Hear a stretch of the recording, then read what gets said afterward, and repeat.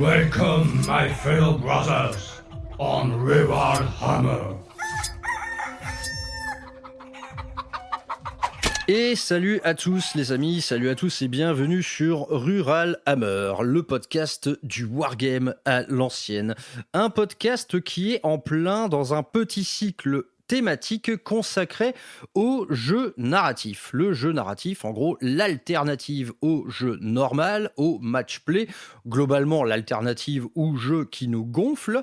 Donc comment faire ? Comment jouer narratif ? Comment jouer narratif chez soi, chez les autres ? Comment organiser une petite réception narrative ? Donc on a déjà longuement parlé de la campagne d'Erubia en compagnie de Xavier, donc la campagne qui animait la narration du Rural Hammerfest, et je me suis dit, on va changer un petit peu d'air, on va recueillir des avis différents. Et il se trouve que j'ai rencontré un drôle d'Olibrius qui a organisé quelque chose qui s'appelle le Lacrimae de Aquitania. Donc on accueille aujourd'hui Monsieur H le Gentil. Comment ça va, H ? Bonsoir à tous, ça va plutôt bien, merci de l'invitation. Je t'en prie. Surtout de passer après Xavier, c'est toujours une référence au niveau du lore et l'histoire, de raconter une histoire dans le monde de 40K, donc ça fait toujours plaisir. Bah ouais, écoute, tu vois, avec Xavier, on a pas mal bossé sur le petit événement Rural Hammer, et qui, toi, à vrai dire, la semaine d'après, il y avait ton événement à toi. Donc déjà, avant de parler de cet événement, t'as qu'à te présenter un petit peu quand même en tant que joueur. Quel est ton petit historique dans les sphères Warhammer et comment en es-tu venu, quelque part, à organiser des événements narratifs ? Alors déjà ça fait pas mal de temps que je joue dans le monde de Warhammer 40 000, hein. Moi je suis tombé dedans, comme j'ai dit déjà chez Phil de Warhammer 40 000 TV, assez tôt, hein, à la fin, au début du collège on va dire, avec les jeux de rôle et les jeux de figurines. Et j'ai eu surtout l'occasion de jouer quand j'étais en région parisienne avec deux gros clubs qui étaient la ludothèque de Boulogne, qui organisait un tournoi / convention qui était pas scénarisé mais qui avait une partie classique en équipe et souvent une petite apocalypse le dernier jour. Et il y avait aussi un club qui s'appelait Coubron, qui faisait du Coubron urbain, qui était justement à l'époque du bon vieux codex combat urbain, et ça c'était un certain événement, même parce qu'on mangeait bien et parce qu'il y avait des belles tables en combat urbain. Ça, c'est mes expériences, on va dire, de mode de jeu qui sont pas du mode compétitif. J'ai pu faire du compétitif, hein, mais à l'époque où c'était pas ce que c'est aujourd'hui, hein. Ouais. C'est-à-dire on se baladait un petit peu autour de Montpellier pour aller faire pas mal de choses. Voilà, ça c'est mon expérience dans le monde du jeu. J'ai même fait un ETC en Pologne quand j'étais en Erasmus, pour l'anecdote. Mais voilà. Ah ouais, beau gosse. Bon, c'est beau gosse, mais c'était rigolo. Bon, je suis parti en Erasmus avec ma valise de games. Je passais un peu un Uberlu, mais bon, c'était cool. Ça, j'ai pas fait que boire de la vodka. Mais du coup, anecdote, j'ai rencontré des gens qui étaient dans un club. Et je passais ensuite mon temps à les rencontrer. Les gens hallucinaient que je connaissais autant de Polonais que j'avais rencontrés grâce à la figurine, quoi. Donc voilà, c'était assez rigolo.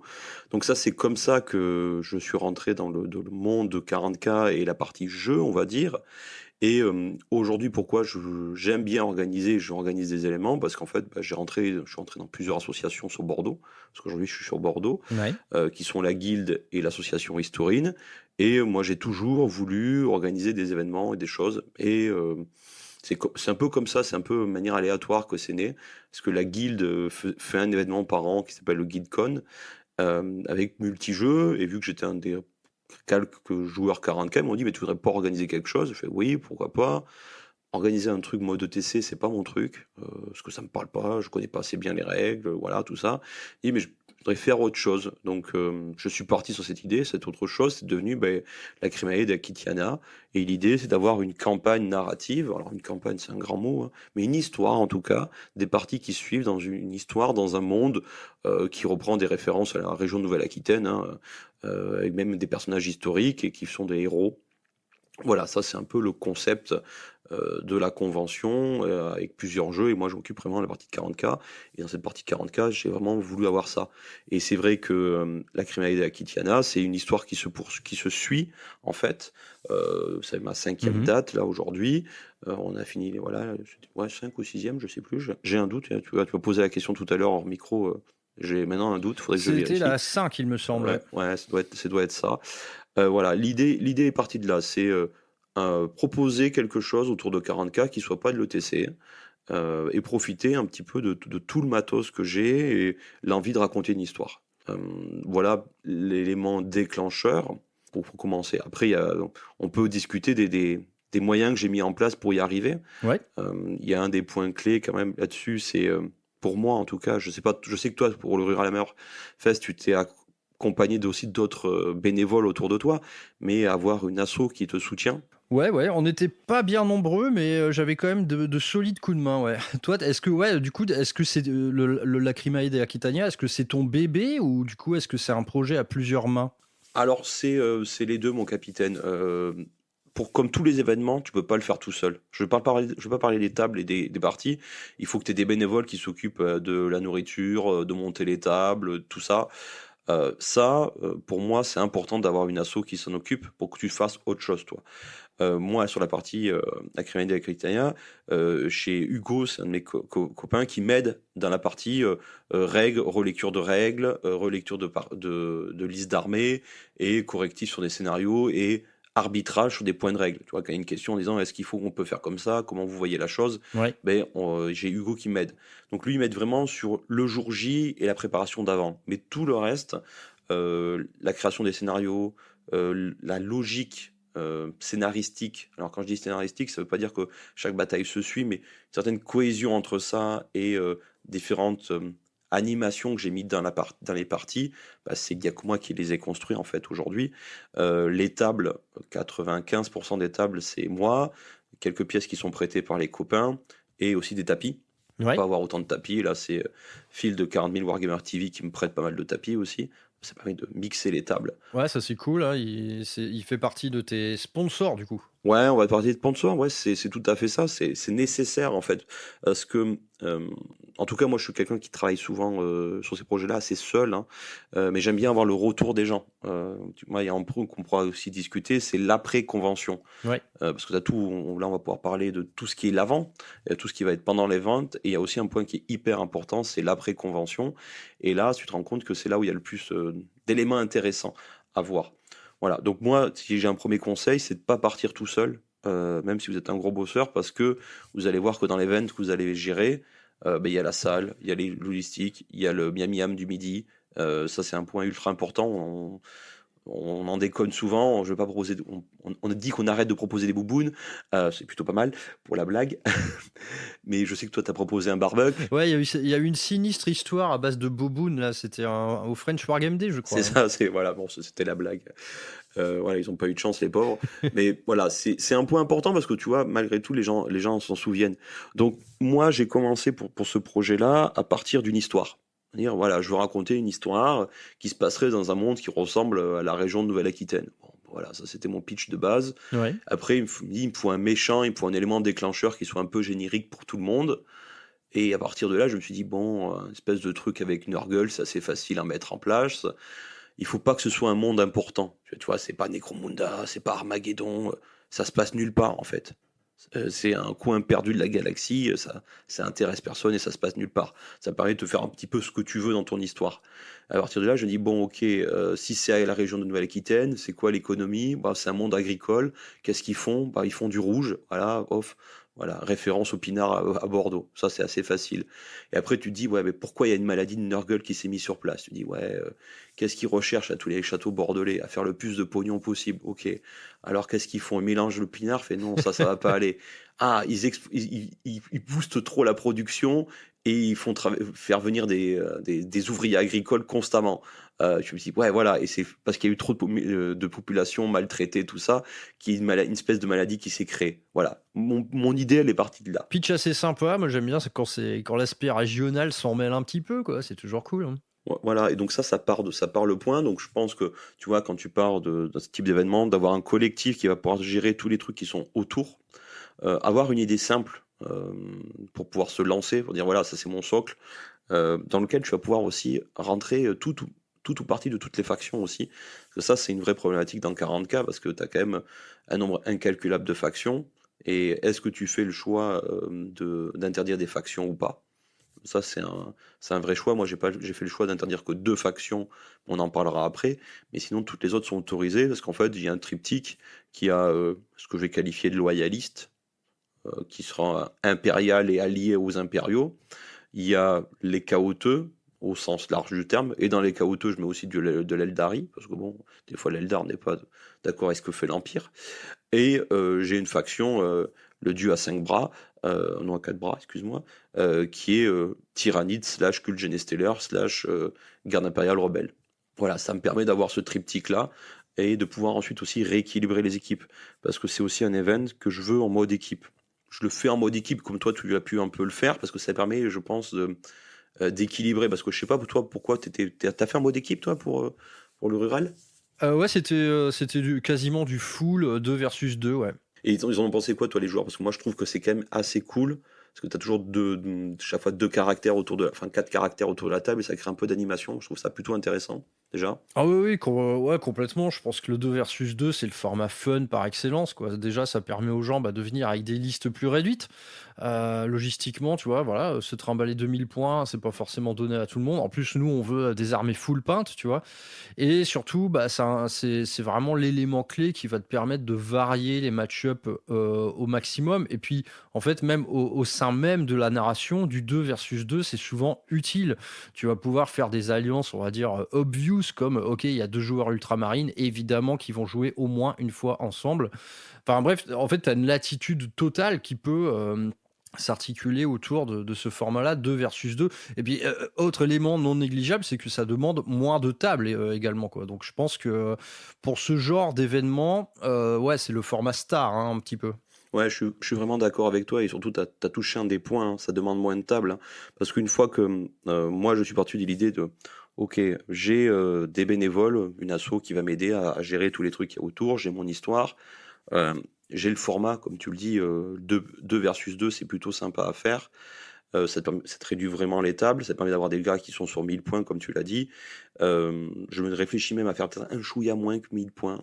Ça, c'est un des projets, on en parlerait après, de changer un peu le format. Ouais. Et ça te permet d'avoir une belle dynamique autour de la table et de rentrer plus de monde et d'avoir ouais, surtout moins de tables, en fait, quelque part. Et c'est un des vrais soucis aussi quand tu fais du non compétitif ou non, pas en format ETC, c'est de pouvoir monter autant de tables que tu veux, entre guillemets, ou que tu as de joueurs.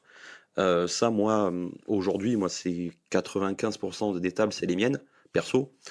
Mais t'arrives vite à une problématique de logistique. Ouais. Je sais pas, toi, comment t'avais fait? Toi, c'était les joueurs qui étaient venus avec? Ah bah ouais, là en fait ça va être une des différences principales entre nos 2 événements, si tu veux, à mon avis, c'est que toi t'es une vraie brute en termes de table. Ouais, ça fait longtemps. Moi des tables, tu vois, moi des tables, si tu veux, j'en ai 2.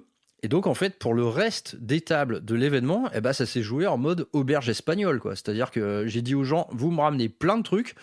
Et moi, j'avais, si tu veux, les gens, je leur avais demandé en fait de référencer leur matériel, enfin en gros, de m'envoyer un courrier où ils me disaient, bon, j'ai ça, ça, ça. Moi, je note, j'archive les photos, et en fait, au bout du compte, je me rendais compte de ce qu'il était possible de faire. C'est-à-dire qu'en mixant les éléments de tout le monde, tu vois, j'ai pu faire 3 planètes Manufactorum, 3 maps ruines bombardées, une map Agrimonde et plusieurs tables Boarding Action, etc. Mais en gros, c'était une espèce de brocante, quoi. C'était une espèce de troc au décor où tout le monde a ramené ses trucs et où on a construit sur place, en fait, des tables thématiques. Et toi, là, tu es en train de nous dire que tu as toutes les tables nécessaires Ouais. à dresser, en fait, une campagne narrative entière. Déjà, en fait, j'encourage les gens à te suivre sur Instagram pour voir un peu ce dont on parle, hein. Donc, H le Gentil, vous le trouverez sur Instagram. Mais ouais, le Lacrimade et Aquitania, toutes les tables, c'est toi qui les as fait, quoi. Grosse brute. Ouais, 95% d'entre elles, ouais. Bah, après, les potes m'ont prêté les conteneurs, on en a jamais assez. Hein, tu vois, je crois que j'en ai avoir 80, mais c'est pas suffisant. Ouais, c'est ce que j'allais dire. En gros, t'as pas fait. Il te manque quelques petits conteneurs, quoi. Le reste, t'as tout Ouais, fait. il manque des conteneurs. Et comme je te disais, les tapis. Parce qu'en fait, moi, ce que j'aime bien faire, tu vois, quand je fais ce que je te disais tout à l'heure au micro, c'est chaque fois que je fais une campagne, j'essaye d'avoir au moins une nouvelle table ou construire la table de manière différente. Ouais. C'est un premier point. Et après, bon, je triche, hein, ça fait plus de 20 ans que je suis dans le hobby, que je fais des tables, que j'ai des tables, j'ai du matos que j'ai peu jeté, que j'ai gardé. Je fais aussi partie de la French WAG, donc une fois par an, quand je monte à Paris pour faire la French WAG Day, j'essaie de revenir avec une table. Donc en fait, c'est des tables que je recycle. C'est pas tout à fait chaque fois une nouvelle table. Je mens. D'accord, ok. Mais oui, mais j'arrive clairement à une problématique de stockage. Ça, c'est un vrai problème. Et ça, j'ai piqué l'idée aux gars aux équipes de chez organisent des conventions de 30K. J'ai oublié leur nom, ça va me revenir plus tard. Eux, carrément, ils s'organisent. Ils ont une table. Chaque table doit rentrer dans des conteneurs qui sont spéciaux, des conteneurs de transport. Type, tu mets 2 conteneurs sur une palette et presque tu prends un diable pour amener ta table. Ah ouais. Eux, c'est des malades. Ils sont à un niveau qui est stratosphérique. Je t'enverrai les contacts. Ils sont des niveaux qui sont stratosphériques. Ils ont fait des trucs. Voilà. Mais l'idée, pour moi, oui, c'est une table, une idée. Chaque fois, et une partie de ma planète ou de la ville. J'ai une table secteur administratif. J'ai une table cathédrale. J'ai une table astroport. J'ai une table base aérienne. J'ai une table désertique. J'avais une table manufacturium désertique que j'ai retravaillée. J'ai refait une table colline de défense. J'ai fait une table ligne de défense. Voilà. Et souvent, en fait, il y a des outils, il y a des choses sur les tables que je recycle d'ailleurs, ou des tables qui évoluent. Parce que tu vois, au début, quand tu veux faire des belles tables, tu te fais, ouais, attends, je vais faire un truc énorme et tout. C'est injouable. Ça, c'est vraiment un point. Et c'est intransportable. Donc la table, elle a fini découpée en plusieurs morceaux. C'est ce qui se disait il y a pas longtemps sur le Discord. Je disais qu'en fait, généralement, plus une table a de la gueule, moins elle est pratique à jouer, hein, on va pas se mentir. Ouais, une des tables que les joueurs préfèrent, c'est la table cathédrale, qui est fait avec un kit de chez plusieurs kits de chez Fabricators Lairs. Ouais. Pour ceux qui cherchent, c'est des STL qui sont géniaux, même pour du board in action, hein, il fait des trucs. Oui, c'est le meilleur, hein. C'est le meilleur, Quentin. Ah ouais, bah là-dessus, c'est génial. Et en fait, ça fait une superbe table, mais sauf que là, tu fais, Guillaume, il y a quand même 3-4 étages sur la. Oui, alors, comment je fais pour y aller? C'est une vue de l'esprit. Ouais, c'est un peu chaud. Ouais. Voilà, donc ça, c'est vraiment c'est un des points. C'est vrai que tu vois, pour qu'on l'évoque, pour une campagne narrative, ou en tout cas pour un week-end jeu, un des soucis, enfin, un des points qu'il faut se poser, une fois que t'as les petites mains, t'as l'histoire, c'est les tables. Et la table, c'est du boulot. Et c'est à la fois du boulot pour la préparer, mais c'est aussi un boulot quand je dis la faire vivre, c'est que tu l'aies pu la poser pour jouer une fois et que tu puisses la reposer derrière. C'est-à-dire que tu détruises pas ta table à chaque fois que tu la déplaces. Et ça, c'est con à dire, mais ça, c'est hyper frustrant. Moi, mes premières tables, elles étaient des trucs qui n'étaient pas démontables. Ah bah en fait, ça vieillit mal, quoi. Donc il faut vraiment accepter que, tes tables soient démontables et que des fois elles soient cassées ou abîmées. Et ça, c'est aussi un point. Et c'est aussi un point budget. Parce que c'est quand même pas mal de points budget. Si tu fais des tables en polystyrène, ça va pas coûter grand chose. Mais quand tu commences à faire des tables avec les kits de Quentin, même si tu imprimes toi-même, moi j'ai pas la chance d'avoir une imprimante et quelque part heureusement, ça va vite te coûter cher quand même. Ouais, bah, clairement. Donc ça, c'est aussi un point important. Mais c'est vrai que toi, ta technique là d'appeler à la population pour avoir des tables, c'est aussi une belle approche, hein, moi je trouve. Bah, je t'avoue que moi, de toute façon, c'était un choix par défaut. Moi, tu vois, j'ai 3 tables en tout et pour tout. Donc, on est bien loin de jeu. Ça m'arrive assez régulièrement d'accueillir 6 ou je sais pas, ou 8 joueurs, tu vois, un week-end chez moi. Et en fait, j'ai assez de tables pour que tout le monde s'amuse un peu dans des coins différents. Mais là, évidemment, un événement à cette échelle, je suis très loin d'avoir fait en fait le tour de la question en termes de table. Et après, moi, ouais, c'est vrai qu'en fait, ça m'est venu tout seul. En vérité, j'ai même pas réfléchi, quoi. J'ai bien aimé le côté collaboratif, en fait, des tables. C'est-à-dire qu'il y a eu l'inventaire, tu sais, le samedi matin. En gros, je regardais ce que tout le monde avait ramené en termes de décor. Et moi, je savais ce que je voulais, tu vois, en termes de paysage et tout, et même en termes de couleurs. Et du coup, bah, tout le monde a mis la main à la pâte, tu vois. Il y a eu une espèce d'ordre de mission, hein, que je faisais au micro là sur ma petite sono. Ouais, c'est pas con, hein, pour faire. Ouais. Et je disais, la table numéro 7, là, j'ai besoin d'une table manufactorum sur un sol désertique avec de la roche et des pipelines, tu vois.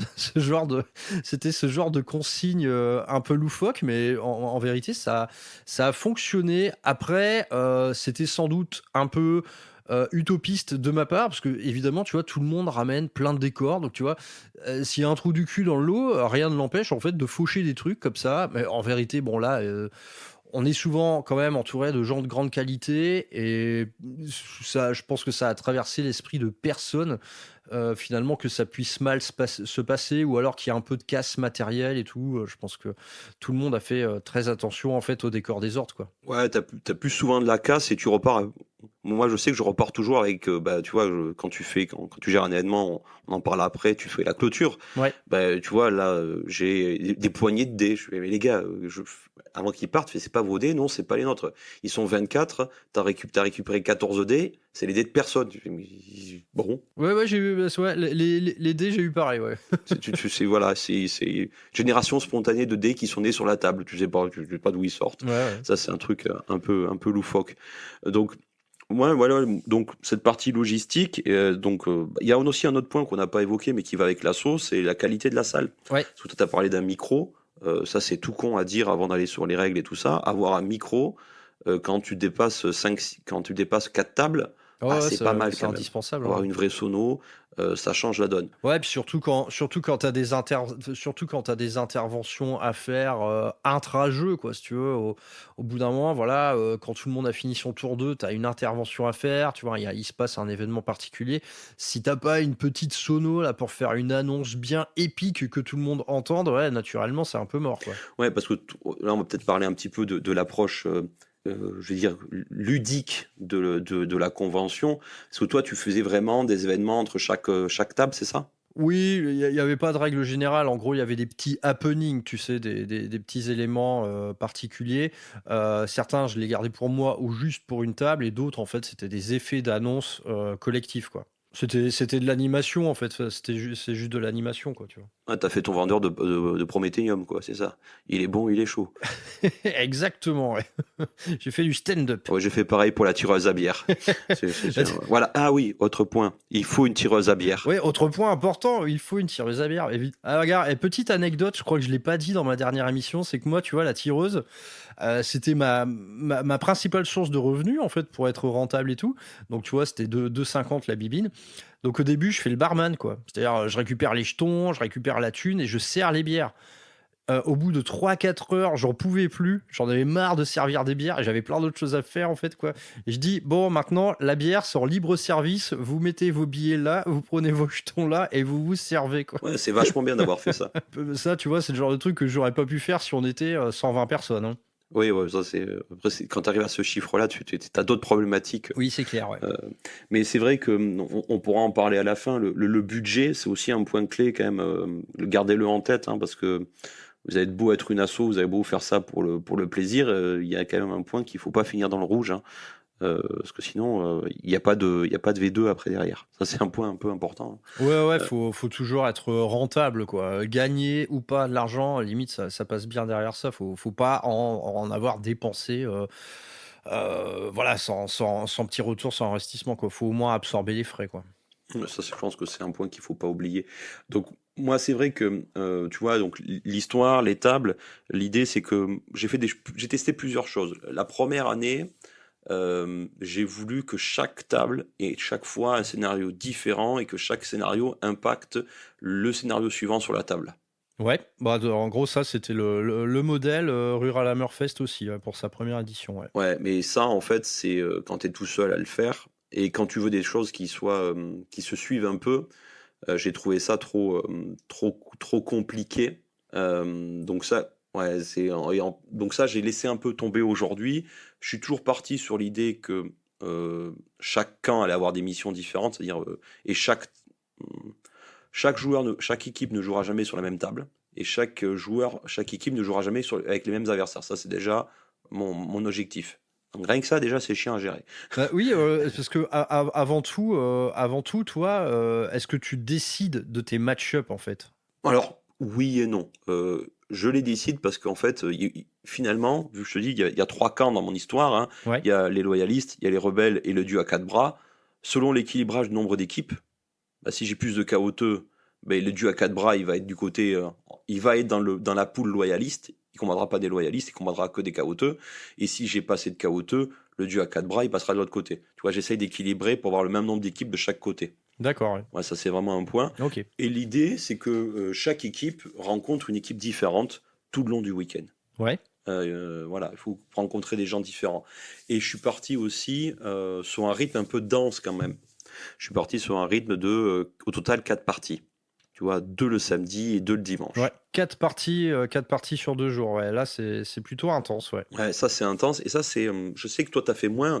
Vous avez fait plus court, vous. Hein. Ouais, non, c'était une bataille par jour.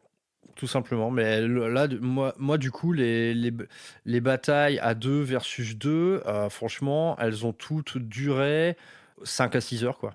Ouais, ils ont pris leur temps, quoi. De toute façon, je pense que c'était la consigne en vrai. C'était la consigne. La consigne, c'était prenez votre temps. Il y avait beaucoup de règles spéciales. Du coup, tu vois, c'était pas non plus du tout venant en termes de jeu. Mhm. Et ouais, la consigne, c'était prenez votre temps. Et le soir, c'était récré, tu vois. Le soir, c'est vous faites du 1000 points, vous faites du boarding action, vous faites ce que vous voulez. Mais moi, tu vois, à 4 parties en 2 jours, ça, moi, pour moi, ça aurait été ingérable, quoi.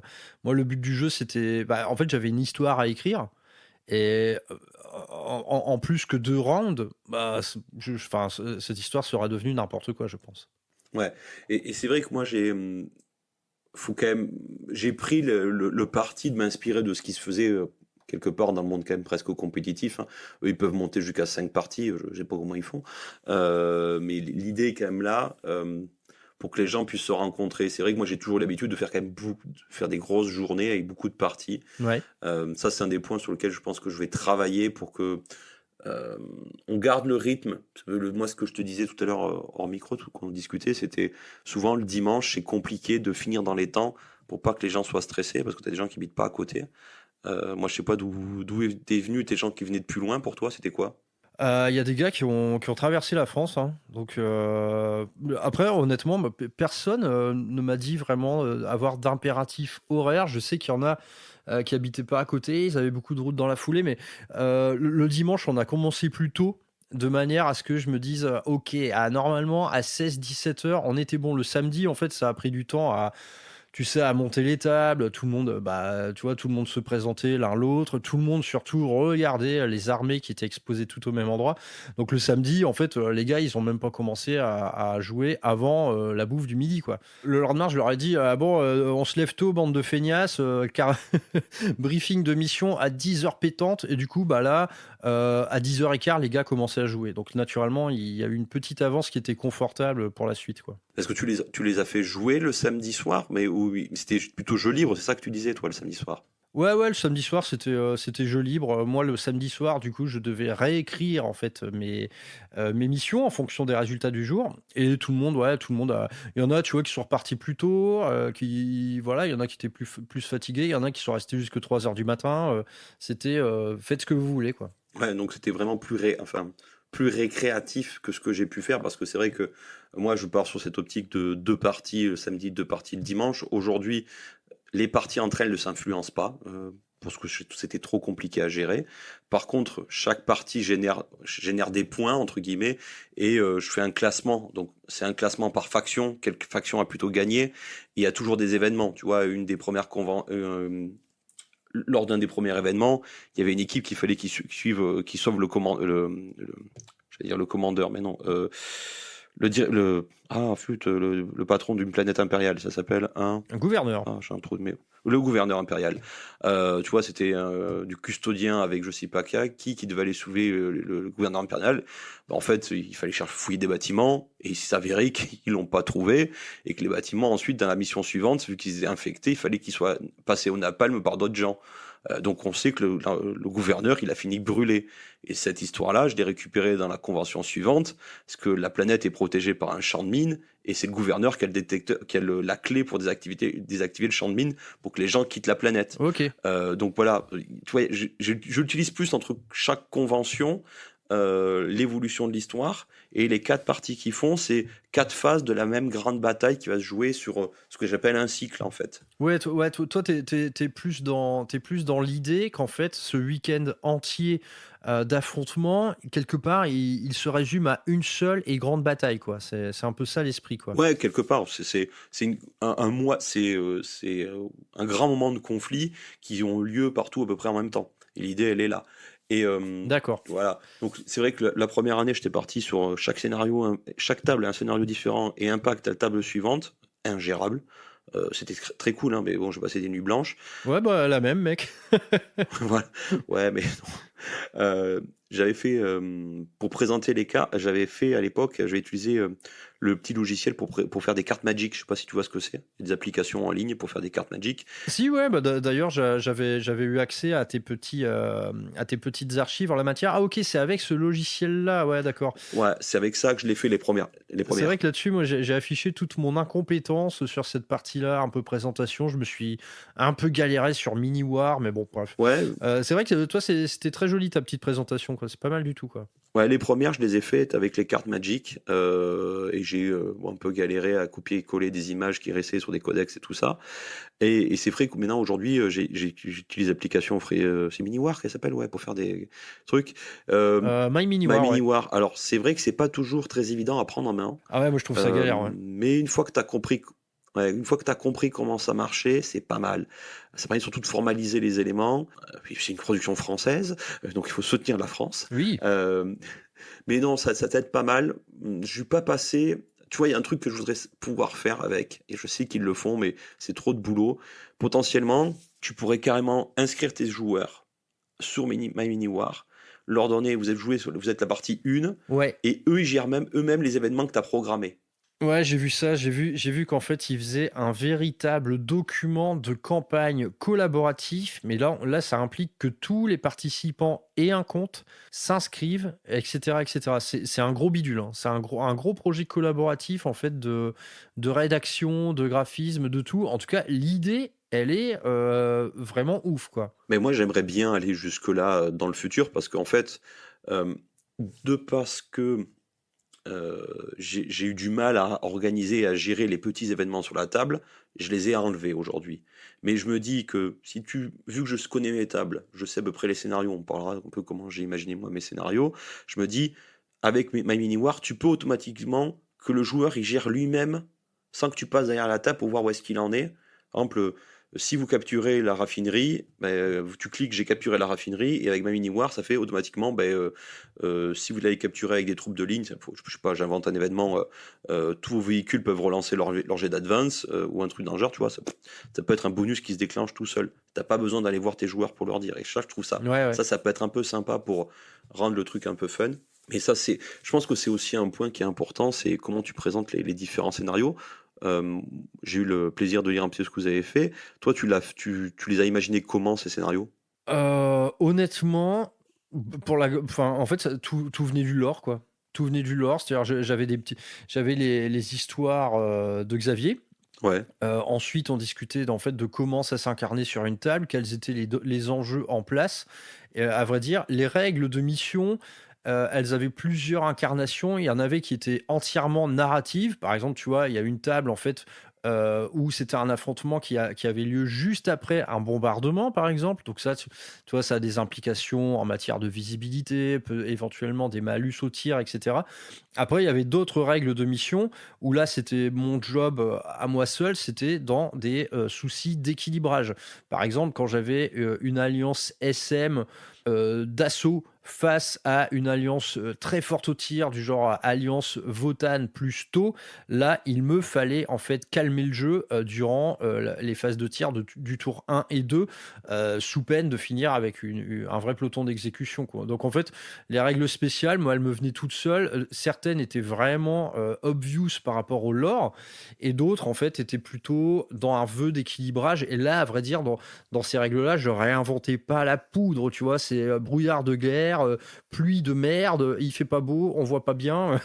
Ouais. Tu vois, ça allait rarement plus loin que ces trucs-là, quoi. Ouais, et toi, ce qui t'a déclenché, c'est la création de ces règles, c'est la liste d'armée des gars, c'est ça? Ouais, bah les listes, le lore et surtout en fait le contexte, quoi. C'est en gros qu'est-ce qu'ils font là, c'est quoi leur but. Et donc moi, j'ai eu ce système de mission secrète qui me permettait d'incarner ça au mieux, quoi. Les missions secrètes pour ça, c'était très facile en fait d'en faire des trucs très narratifs, quoi. Ouais, et c'est vrai que moi, lors de la troisième convention, j'ai pris le choix de mettre des missions secrètes à chaque joueur. Ouais. Et c'est celle où il y a eu le plus de retours. Putain, ça c'était cool, ça c'est. Voilà. Mais j'ai eu du mal à trouver des objectifs qui s'équilibrent quelque part, qui se sentent pas frustrés, parce que je pense qu'on pourra en discuter. Ouais, bah, ouais, ça se fait suivant les alliances. Mais toi, en fait, là, dans ton événement, les équipes qui se présentent à toi, donc les équipes de deux, elles sont fixes, en fait. Les mecs vont jouer avec cette équipe-là pendant tout le week-end. Ouais, elles sont fixes. C'est des binômes, c'est des binômes qui jouent ensemble. Ok, c'est une autre différence assez fondamentale avec ce que moi j'ai pu faire. Tu vois, je dis même pas qu'il y en a une mieux que l'autre, mais c'est-à-dire que on peut pas avoir le même ADN en termes de règles de mission spéciales, quoi. Parce que moi je l'ai réadapté ces missions secrètes suivant l'alliance qui avait lieu, tu vois. Donc toi, quand t'es fixe, Ouais, selon chaque combat. ouais, Ouais. c'est ça, quand t'es fixe, du coup, bah, les missions secrètes, parfois, il y en a certaines qui vont s'affronter avec d'autres où ça va pas matcher très bien, Ouais, quoi. mais alors, moi, ce que j'ai fait comme choix, parce qu'au début, donc, ouais, la seconde ou la troisième, j'avais fait chaque généraux avec des objectifs secrets, c'était hyper drôle. Ouais.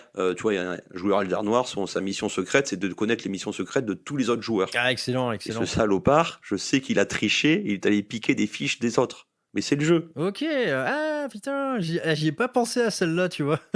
tu vois. Et il y avait un autre qui avait aussi cette mission-là, et lui, il a eu le plus de points. Parce qu'il a même récupéré des trucs. Je fais, mais pourquoi comment tu sais que t'as jamais joué contre eux? Comment t'as pu savoir leur mission secrète? Je fais, t'es allé voir, quoi. Ou tu leur as posé les questions, et eux, ils ont répondu, cette bande de nuls.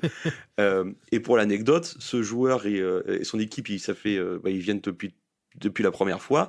Et dans une autre approche de jeu que j'ai mis, donc tu vois, la première, au début, chaque table avait un scénario différent avec des objectifs différents par équipe. La fois d'après, chaque joueur avait une mission secrète par équipe.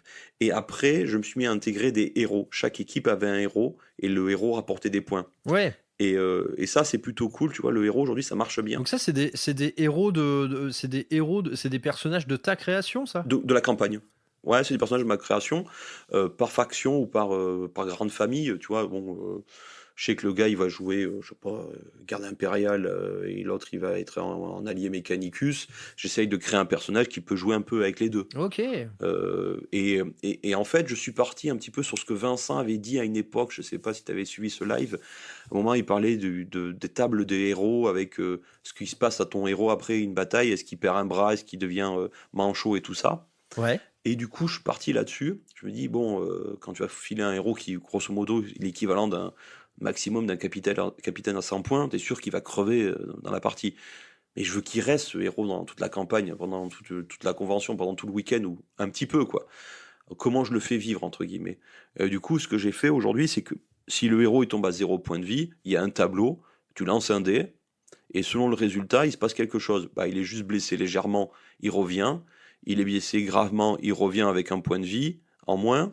Il est blessé très gravement, il joue pas le tour d'après. Il est capturé par l'ennemi, du coup, il va être déployé dans la zone de déploiement adversaire et comme prisonnier, Ok. ou il est vraiment mort. C'est vraiment. Et du coup, c'est toi qui les imposes, ces personnages-là. C'est toi qui les mets sur table. Ouais. Vous dites. C'est moi qui les impose, c'est moi qui les crée et qui les donne aux joueurs. Ok, donc chaque équipe a son propre personnage de ton cru, quoi. Ouais, c'est ça. Alors ça peut varier, tu vois. On a qui sont vivants, Alors déjà, il y a un point, si le héros il meurt, l'équipe part avec. Ah ouais. C'est cadeau. Ah monsieur, quoi. Bon, après, c'est un petit truc, hein, tu vois. Mais tu vois, pas celle-là, celle d'avant, il y avait un joueur orc, il avait 2 Gretchen. C'était Porc et Gork. Et c'est des personnages, Ok. personnages discrets, ils étaient leaders Gretchen. Bon, ils étaient comparés aux personnages pour les fils de l'empereur, ils étaient nuls. mais en fait, ils avaient plein de bonus à la con, ils avaient discrétion, vu que c'était tout petit, tu les voyais pas, ils étaient là pour prendre des objectifs et faire chier. Mais c'était hyper rigolo. Bon, ils sont tous les deux morts, ils sont partis de la campagne. Mais voilà, et chaque fois, j'essaye de créer une histoire. Là, en ce moment, on a deux Dark non, c'est des Dark, non, c'est pas des Dark Angels, c'est des les Templiers. Putain, je suis fatigué ce soir. Black Templar. C'est 2 Black Templars, parce qu'en fait, lors de la première campagne, il y a un joueur qui est venu avec une superbe armée de Dark Templars, qui a ramassé tout le week-end, mais bon. Et du coup, j'ai dit, c'était les 2 derniers qui restaient de cette compagnie. D'accord. Et ils se sont perdus sur la planète, ils essayent de se retrouver. Tu vois, donc je leur ai créé un petit peu un historique à ces personnages, et l'idée, c'est qu'ils aient chaque fois ce petit personnage qui joue dans leur armée.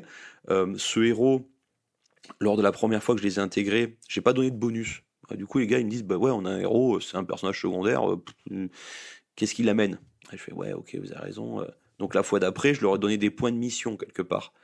Tu tues un autre personnage adversaire, tu gagnes un point. Tu contrôles un objectif, tu gagnes un point.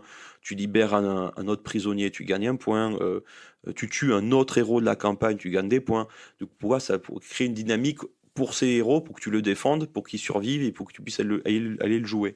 Et ça crée pas mal de dynamisme et d'histoire. Ah ouais, grave. Tu vois, Charles et Antoine, qui sont des joueurs qui me suivent depuis le début de la convention, chaque fois que je leur file un joueur, un personnage, je sais qu'il va mourir. Il meurt, chaque fois. Donc la première fois, ils avaient un héros qui était apparu lors de la première campagne, qui était un arbitresse, qui était devenu, quand le gouverneur était mort, il restait plus que lui qu'en tant qu'officier, et c'est lui qui a pris la résistance. Donc Charles, qui jouait garde impériale, a dû le jouer, et il me l'a tué au bout de au second match. Je fais, il est mort déjà, c'est pas possible. Du coup, la fois d'après, je lui fais, en fait, t'as une espèce de petit, tu vois, dans la boîte Terminator Blue Angel, Space Hulk. pour Space Hulk, t'as une espèce de petit droïde là, en roulette là. Oui. Ouais. Voilà, je leur ai donné ça, je leur ai dit, ça c'est un droïde qui a été fait avec le reste d'un héros qui a perdu sa mémoire, on sait pas trop qui c'est. Il est mort dans une explosion. Et le héros d'avant, il était mort dans l'explosion d'une chimère, tu vois. Donc ça fait quoi? Tu me l'as foutu dans un tout petit sarcophage? Oui, je t'ai filé dans un tout petit sarcophage. Ouais, c'est très cool. Puis en fait, tu vois, hein, du coup, en fait, le travail que tu as choisi de moins faire qu'avant, hein, concernant les scénarios originaux pour chaque map, etc., tu rajoutes quand même une bonne couche de boulot avec ce système de personnages. Mais après, je vois très bien ce que ça apporte concrètement le jour J. Ça va également beaucoup plaire aux joueurs d'avoir un truc qui soit un peu fidèle à leur ADN ou leur lore. Et puis en plus, ça leur donne naturellement envie de venir d'un événement à l'autre pour suivre un peu le déroulé du truc, quoi. La vie de leur héros. Ouais. Et j'ai même des propositions. Oui, c'est ça. Tu vois, là, il y avait un ancien ouvrier agricole qui est passé du côté du culte Généstellaire. Donc la première campagne, il était dans une garde impériale qui était liée à des... en fait, il a fait d'abord un culte Généstellaire. Et ensuite, il a fait une garde impériale culte Généstellaire. Et le dernier joueur m'a dit, putain, mais moi, je l'ai joué vachement près des tyrannides. Il faut qu'il ait un bonus avec l'esprit de la ruche. Tu vois, il était à côté des zoanthropes, il faut qu'il ait un truc, tu vois, un pouvoir psychique un peu puissant, hein, tu vois, un peu comme le psycheur de Garde Impériale. Là, je vais la prochaine convention, je vais regarder s'il y a quelqu'un qui joue culte Généstellaire ou Garde Impériale Rebelle, il aura ce personnage-là avec ce nouveau pouvoir, quoi. Ouais, c'est cool. Puis naturellement, tout ça, c'est ouvert à l'échange aussi. J'imagine sur ton Discord, ça doit pas mal théoriser sur que deviendra tel ou tel personnage d'un événement à l'autre, quoi. Alors, je l'aurais proposé, pour l'instant, j'ai pas encore eu de retour. Tu vois, ça, c'est un peu plus dur parce que t'as des gens, pour ceux qui vont regarder des conventions comme ça, il y aura des gens qui vont être très actifs et d'autres qui le sont beaucoup moins. Ouais. Il faut accepter ça aussi. Oui, grave. Ouais. Voilà. Mais il y a des gens, j'en ai 2-3, qui sont très. Ils me font des mini-rapports de bataille qui sont exceptionnels en PDF et tout. Ouais. Et quand t'as des joueurs comme ça, t'as envie de leur faire plaisir aussi. Tu vois, je leur ai fait un personnage que pour eux. Tu vois, initialement, c'était deux personnes qui se connaissaient pas, qui sont devenues potes, qui sont venues à la convention. Lui, il jouait Garde Impériale et l'autre, il jouait Culte Mechanicus. La fois d'après, donc le mois dernier, celui qui jouait Mechanicus était avec un autre pote qui jouait Eldar. Et le Garde Impérial, il jouait avec quelqu'un d'autre. J'ai dit, qu'est-ce qui s'est passé?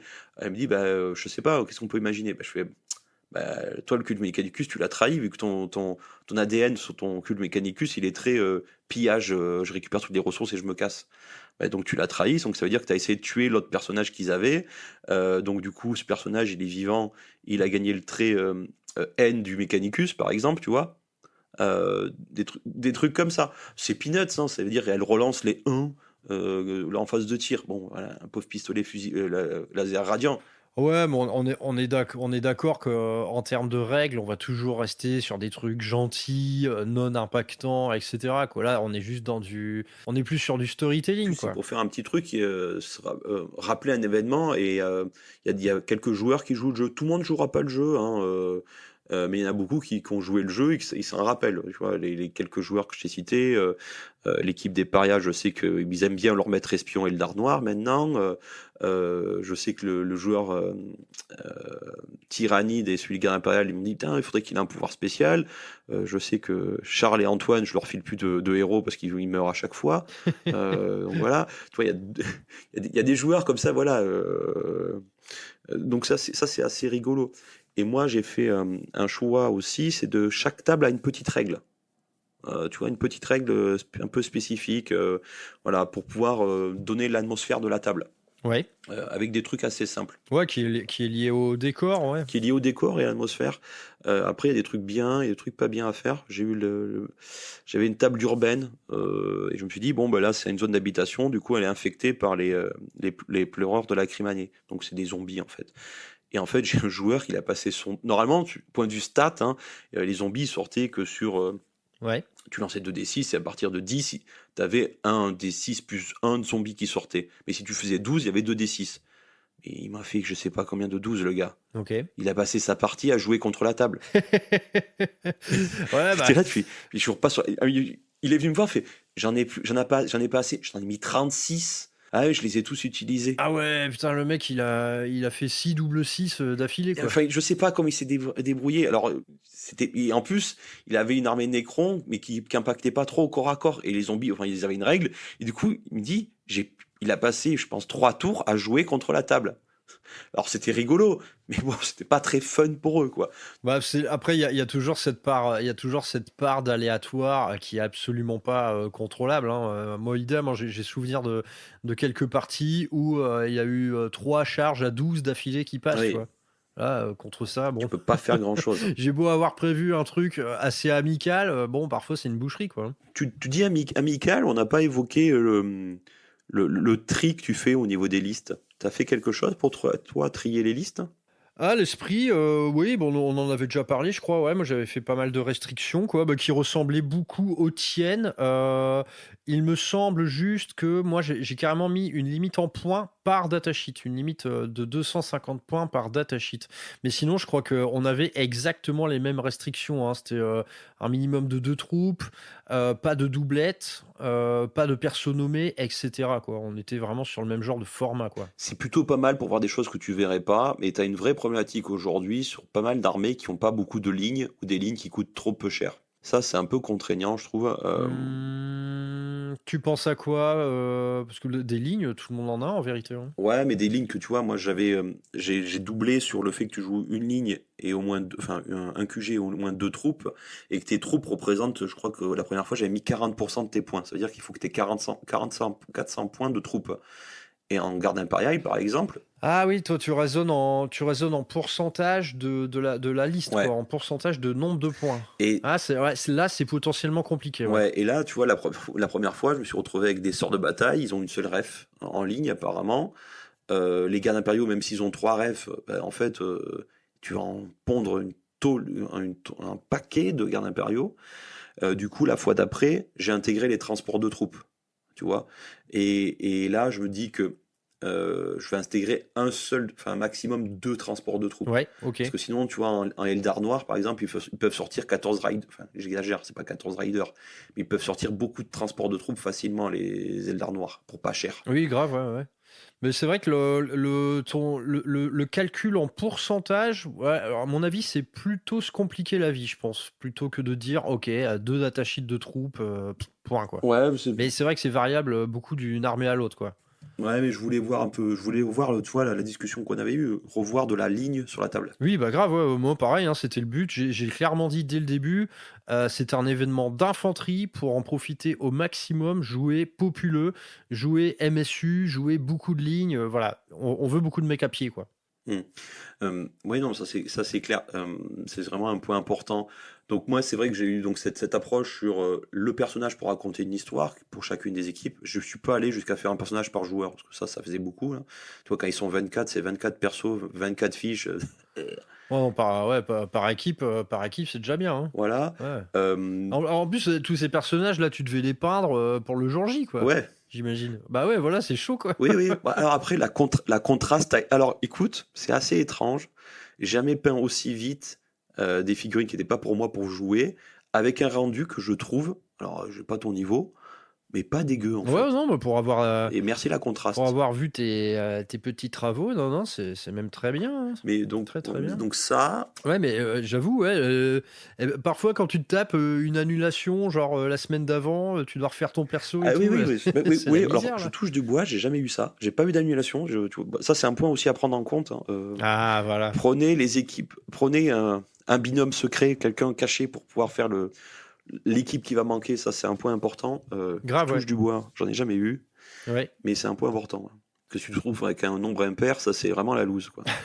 Euh, il y a un autre point qu'on n'a pas évoqué. On parlait d'associations, on parlait de bénévoles, on parlait de salles. Communiquer avec les autres assos, c'est pas toujours évident. Parce que quand vous êtes sur une ville secondaire ou même une grande ville, vous pouvez avoir d'autres assos qui font du jeu de figurines aussi comme vous, qui sont pas automatiquement dans le même univers. Quand je dis univers, c'est ils sont pas sur le narratif, ils vont être sur le compétitif. Et c'est dommage de faire ça le même week-end. Alors bon, je parle de ça parce que je sais que le week-end, nous, on a fait notre convention, c'était en même temps que les Griffons, et qu'on s'est appelé, on a fait un point ensemble. Et comme nous, ils avaient les dates que la mairie leur a filées pour la salle. Hein, c'est toujours un plaisant. Mais bon, ça c'est un point aussi important parce que la communauté de 40K, elle n'est pas extensible à l'infini aussi. Bah, surtout dans une niche comme la nôtre, hein, ça c'est clair. Oui, et puis ça t'empêche pas d'avoir des gens qui jouent compète et qui peuvent venir aussi pour se marrer, pour faire autre chose, hein. S'amuser, ouais. Voilà, donc je pense que c'est aussi bien de communiquer, ça on l'a pas évoqué, mais Ouais, ouais. en parler avec les autres assos du coin en disant, ben voilà, tel week-end, nous on fait ça, sachez-le, si on peut se mettre d'accord pour pas faire les tournois en même temps, c'est bien, quoi. Ouais, grave, ouais. Mais bon, c'est pas toujours évident. Ce qui pose problème, c'est les salles. Donc bon, après là-dessus, on pourra voir. Donc ouais, le scénario, chaque mois, chaque fois, moi je publie les scénarios. J'essaye de publier les scénarios qui vont jouer, les 4 scénarios du week-end, euh, la semaine d'avant. Ouais, donc tu fais du spoiler un petit peu, quoi. Ouais, je les mets avant, moi. Je mets les scénarios avant.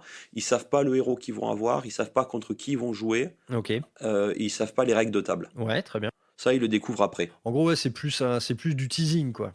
Ouais, et puis moi les scénarios, toi tu disais c'était comment dire une idée scénaristique qui va te créer un scénario. Moi j'ai pris un peu le trait inverse. Je suis parti sur l'idée de je vais voir ce que Games fait, je vais être clair, Games fait comme règle. Ouais. Elle va pas me créer une histoire à la règle. En fait, quand Games il t'écrit un scénario, tu vois dans tous les livres de campagne, en fait moi je prends tous les livres de campagne Games et je regarde les scénarios que je trouve intéressants. Et Games, quand il écrit son truc, il te fait un speech qui est dégueulasse. Ça raconte rien. Mais l'idée, elle est géniale. Mais c'est vrai, quoi. C'est complètement con, ça raconte rien. Souvent, c'est des trucs très génériques, mais en termes de règles, les mecs ont souvent des bonnes idées, quoi. Voilà. Et tu vois, il y a un moment, c'est dans le premier livre de campagne sur Tyrannide versus Space Marine.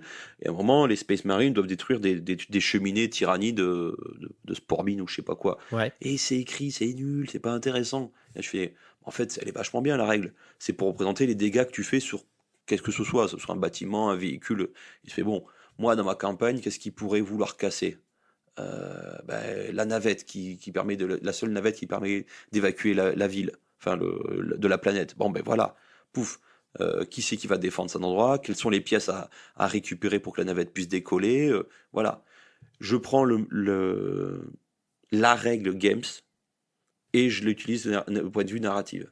Ouais, tu réadaptes des trucs existants, quoi. Ouais, pour pouvoir les réécrire. Ouais, bah, c'est très bien. Mais est-ce que tu as accès à une espèce de. Du coup, tu as mis en place une espèce d'archive géante de règles spéciales dans laquelle tu viens piocher ou. Non, j'ai acheté tous les livres de campagne de chez Game Workshop. Je sais, c'est pas bien, c'est mal. Et Ah, le fanboy! ah ouais, je sais. J'ai même acheté le dernier sur Armageddon. Je fais, est-ce qu'il y aura des orques chasseurs qui se prennent pour des humains et des humains qui se prennent pour des orques? Non, non, c'est juste les chevaliers gris. Ah bah écoute, on en parlera plus tard de ça parce que je sais pas quelle est la forme de ce truc. Je sais pas trop si c'est un remake de la Première Guerre ou si c'est un. Je l'ai pas encore eu. Euh, Je l'ai commandé, je l'ai pas encore eu. Ouais, je demande à voir aussi, ouais. Voilà. Alors moi je le prends. Je le prends pas pour les règles de croisade hein, qu'ils font, même si des fois t'as du lore un peu marrant, t'as des objets magiques. Enfin quand je dis magique, hein, des objets de campagne. Je les utilise pas non plus pour les règles spéciales parce que tu vois Narkmount là le dernier, t'avais un peu le retour de la frappe, de l'incident de frappe chirurgicale. Tu sais avant quand tu tombais en frappe en profondeur, tu pouvais Oui, dévier. exactement, Et ouais. t'as un petit Les frappes en profondeur dangereuses, ouais. voilà, et là, tu as un petit truc qui fait comme si c'était une frappe en profondeur dangereuse. Bon, je suis pas allé plus loin. Et tu as un système qui font que t'as pas le même nombre de renforts que ton adversaire. Ouais, c'est ça, ouais. Mais moi, j'ai trouvé. Pareil, Narmoon, je l'ai parcouru assez rapidement, mais j'ai trouvé que les idées étaient bonnes, hein. Le système de vague d'assaut, par exemple, j'ai beaucoup aimé. Ouais, mais de toute façon, Game Workshop a toujours fait le boulot, hein, en termes de jeu narratif, un petit peu. Ils ont toujours fait le boulot, quoi. Quand tu regardes un White Dwarf, là, dans sa forme actuelle, mais Ah oui, t'as zéro article qui parle d'optimisation ou de méta, hein. Par contre, des trucs narratifs, il y en aura toujours un paquet, quoi. et fanboy 1, voilà, hein, désolé. Chacun sa drogue. Moi, je me suis abonné au White Dwarf. Et chaque fois, je regarde le bunker avec les scénarios. Et ben chaque fois, il y a des idées hyper intéressantes. Bah ouais, figure-toi que je me suis réabonné la semaine dernière. Tu vois, on m'avait dit, ah White Dwarf, tu devrais y retourner, c'est vraiment devenu bien. Ok, je prends celui sur les Emperor Children, dedans, plein de règles trop cool, plein de lore, Oui, oui. des conversions, de la peinture, un rapport de bataille, boarding, action. Tu vois, le truc qui pouvait même pas arriver, quoi. Et ok, je fais, ok, White Dwarf, ok, White Dwarf. Là, j'ai acheté le dernier sur Nurgle, et pareil, tout est parfait, quoi. J'étais sur le cul, hein, sans déconner. Avec le petit fluff des chevaliers gris qui explique comment ils voient les mecs de Nurgle et tout ça, il est génial ce passage. Mais ouais, franchement, c'est devenu super, quoi. Enfin, je pense que c'est redevenu super. Moi, la dernière fois que j'en avais lu, honnêtement, c'était devenu une espèce de feuille de chou, une espèce de support publicitaire géant, quoi. Bah là, putain, on est très très loin de tout ça, quoi. Ils ont vachement arrêté ça. Si tu as même l'occasion, toi, parce que tu vois, je pense à ta convention où tu as fait plusieurs jeux différents. C'est un White Dwarf de l'année dernière avec des Votannes et il y a du Kill Team en même temps qu'une bataille sur le sol. Oui, Et c'est du Marines contre du Cult Généstellaire, je crois. Et pour pouvoir contrôler un vaisseau, à un moment, si les Généstellaires gagnent, le vaisseau s'écrase sur le sol. Et ensuite, la partie d'après, tu as le vaisseau écrasé sur la planète. Tu vois? bah ils font du narratif, multimap et tout. Enfin bref, moi, c'est tout ce que j'aime, hein, ça, c'est tout ce que j'aime. C'est même ce qu'il y a à l'étude pour de prochains événements. C'est un peu le multimap simultané. Il y a tellement de trucs à faire avec ça. Bon, et on a complètement dévié. Mes chers auditeurs, vous l'aurez peut-être remarqué, cette émission n'est pas préparée du tout. Je vois pas de quoi vous parlez. On avait un script, on a dérivé après l'organisation et les scénarios. Voilà, là on est parti depuis au moins 15 minutes. Ouais, c'est ça, ouais. Bon, en gros, Mais ouais, c'est une discussion de comptoir où on parle d'organisation de jeux narratifs. Voilà tout, hein. oui, c'est ça. Si je peux, voilà, si on va se recentrer après sur le sujet, moi, j'ai fait le choix aussi sur chacun des scénarios de rester sur le modèle Games, de marquer des points Ouais. pour pouvoir différencier le camp qui a gagné et le camp qui a perdu, entre guillemets. Hein. Donc tu utilises des objectifs primaires du coup? Voilà, plutôt des objectifs primaires. En fait, dans le scoring, tu as les objectifs primaires, donc qui sont typiquement, il y a comme je te disais tout à l'heure, hein, il y a une navette qui s'est écrasée, il faut aller récupérer des trucs. Chaque fois, il y a une histoire qui est racontée, il y a un petit token. Alors tu vois, sur cette dernière convention, chaque fois, normalement, je faisais des objectifs différents aussi. Une année, j'ai même demandé aux joueurs de faire eux-mêmes les objectifs. Tu veux dire en termes de figurines, quoi? Ouais, en fait, je leur ai dit, faites un objectif qui représente votre armée sur un socle et tu mets un socle de ce taille que tu veux. Ça, je vais peut-être le reprendre. en leur donnant une thématique, tu vois. Ouais, c'est cool. Comme ça te permet d'avoir des tokens un peu sympas et t'éviter de les faire toi-même, parce que ça, c'est aussi du boulot. Mais je pense que c'est hyper important de rationaliser. Alors, quand je dis rationaliser, c'est d'incarner sur la table l'objectif. Que ce soit un bâtiment, parce que les règles games aujourd'hui te poussent à avoir une galette. Bah voilà, il y a un concept de règle avec des distances, ok. Mais si cette galette, elle n'est pas accompagnée d'un truc un peu sympa au-dessus, c'est un peu triste très vite, quoi.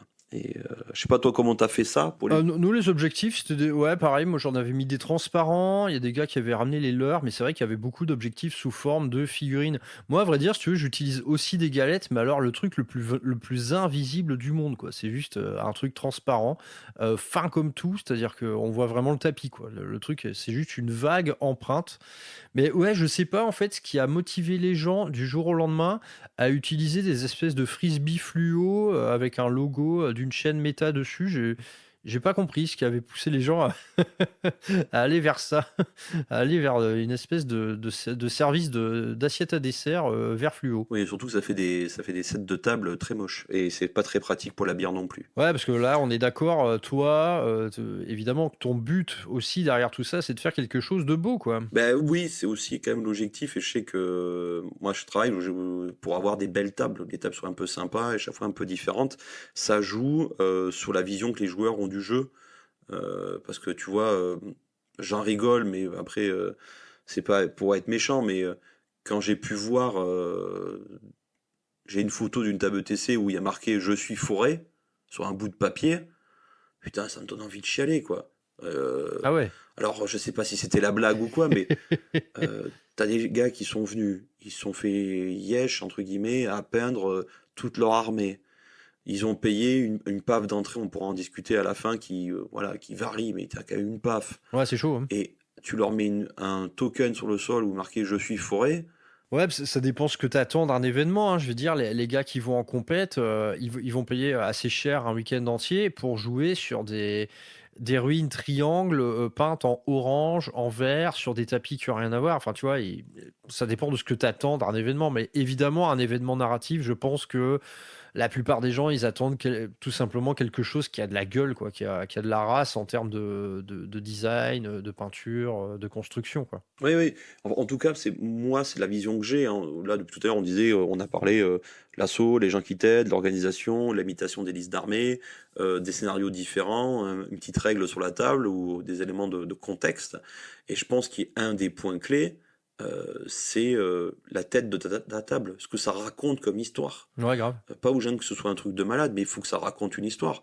Ça peut même être un empilement de conteneurs, ça peut faire, voilà, ça c'est un dock spatial, il y a 8000 conteneurs sur la table, c'est 8000 conteneurs qui font un labyrinthe, quoi, c'est génial. C'est un boarding action quelque part, tu vois. Ouais, ouais, ouais. Et toi, t'as mélangé du boarding action on parlait de quoi, justement de boarding action et de belle table, boarding action et des parties normales, c'est ça aussi? Il y avait des connexions intertables, boarding, action avec des maps normales, surtout d'un point de vue narratif en vrai. C'est genre, est-ce que le vaisseau parvient à s'échapper, blablabla. Est-ce que nous, en fait, il y avait un gros Space Hulk dans notre système, et du coup, ce Space Hulk a été naturellement le théâtre d'affrontement de la plupart des maps boarding action. Donc ça a influé un peu sur le sort des troupes au sol.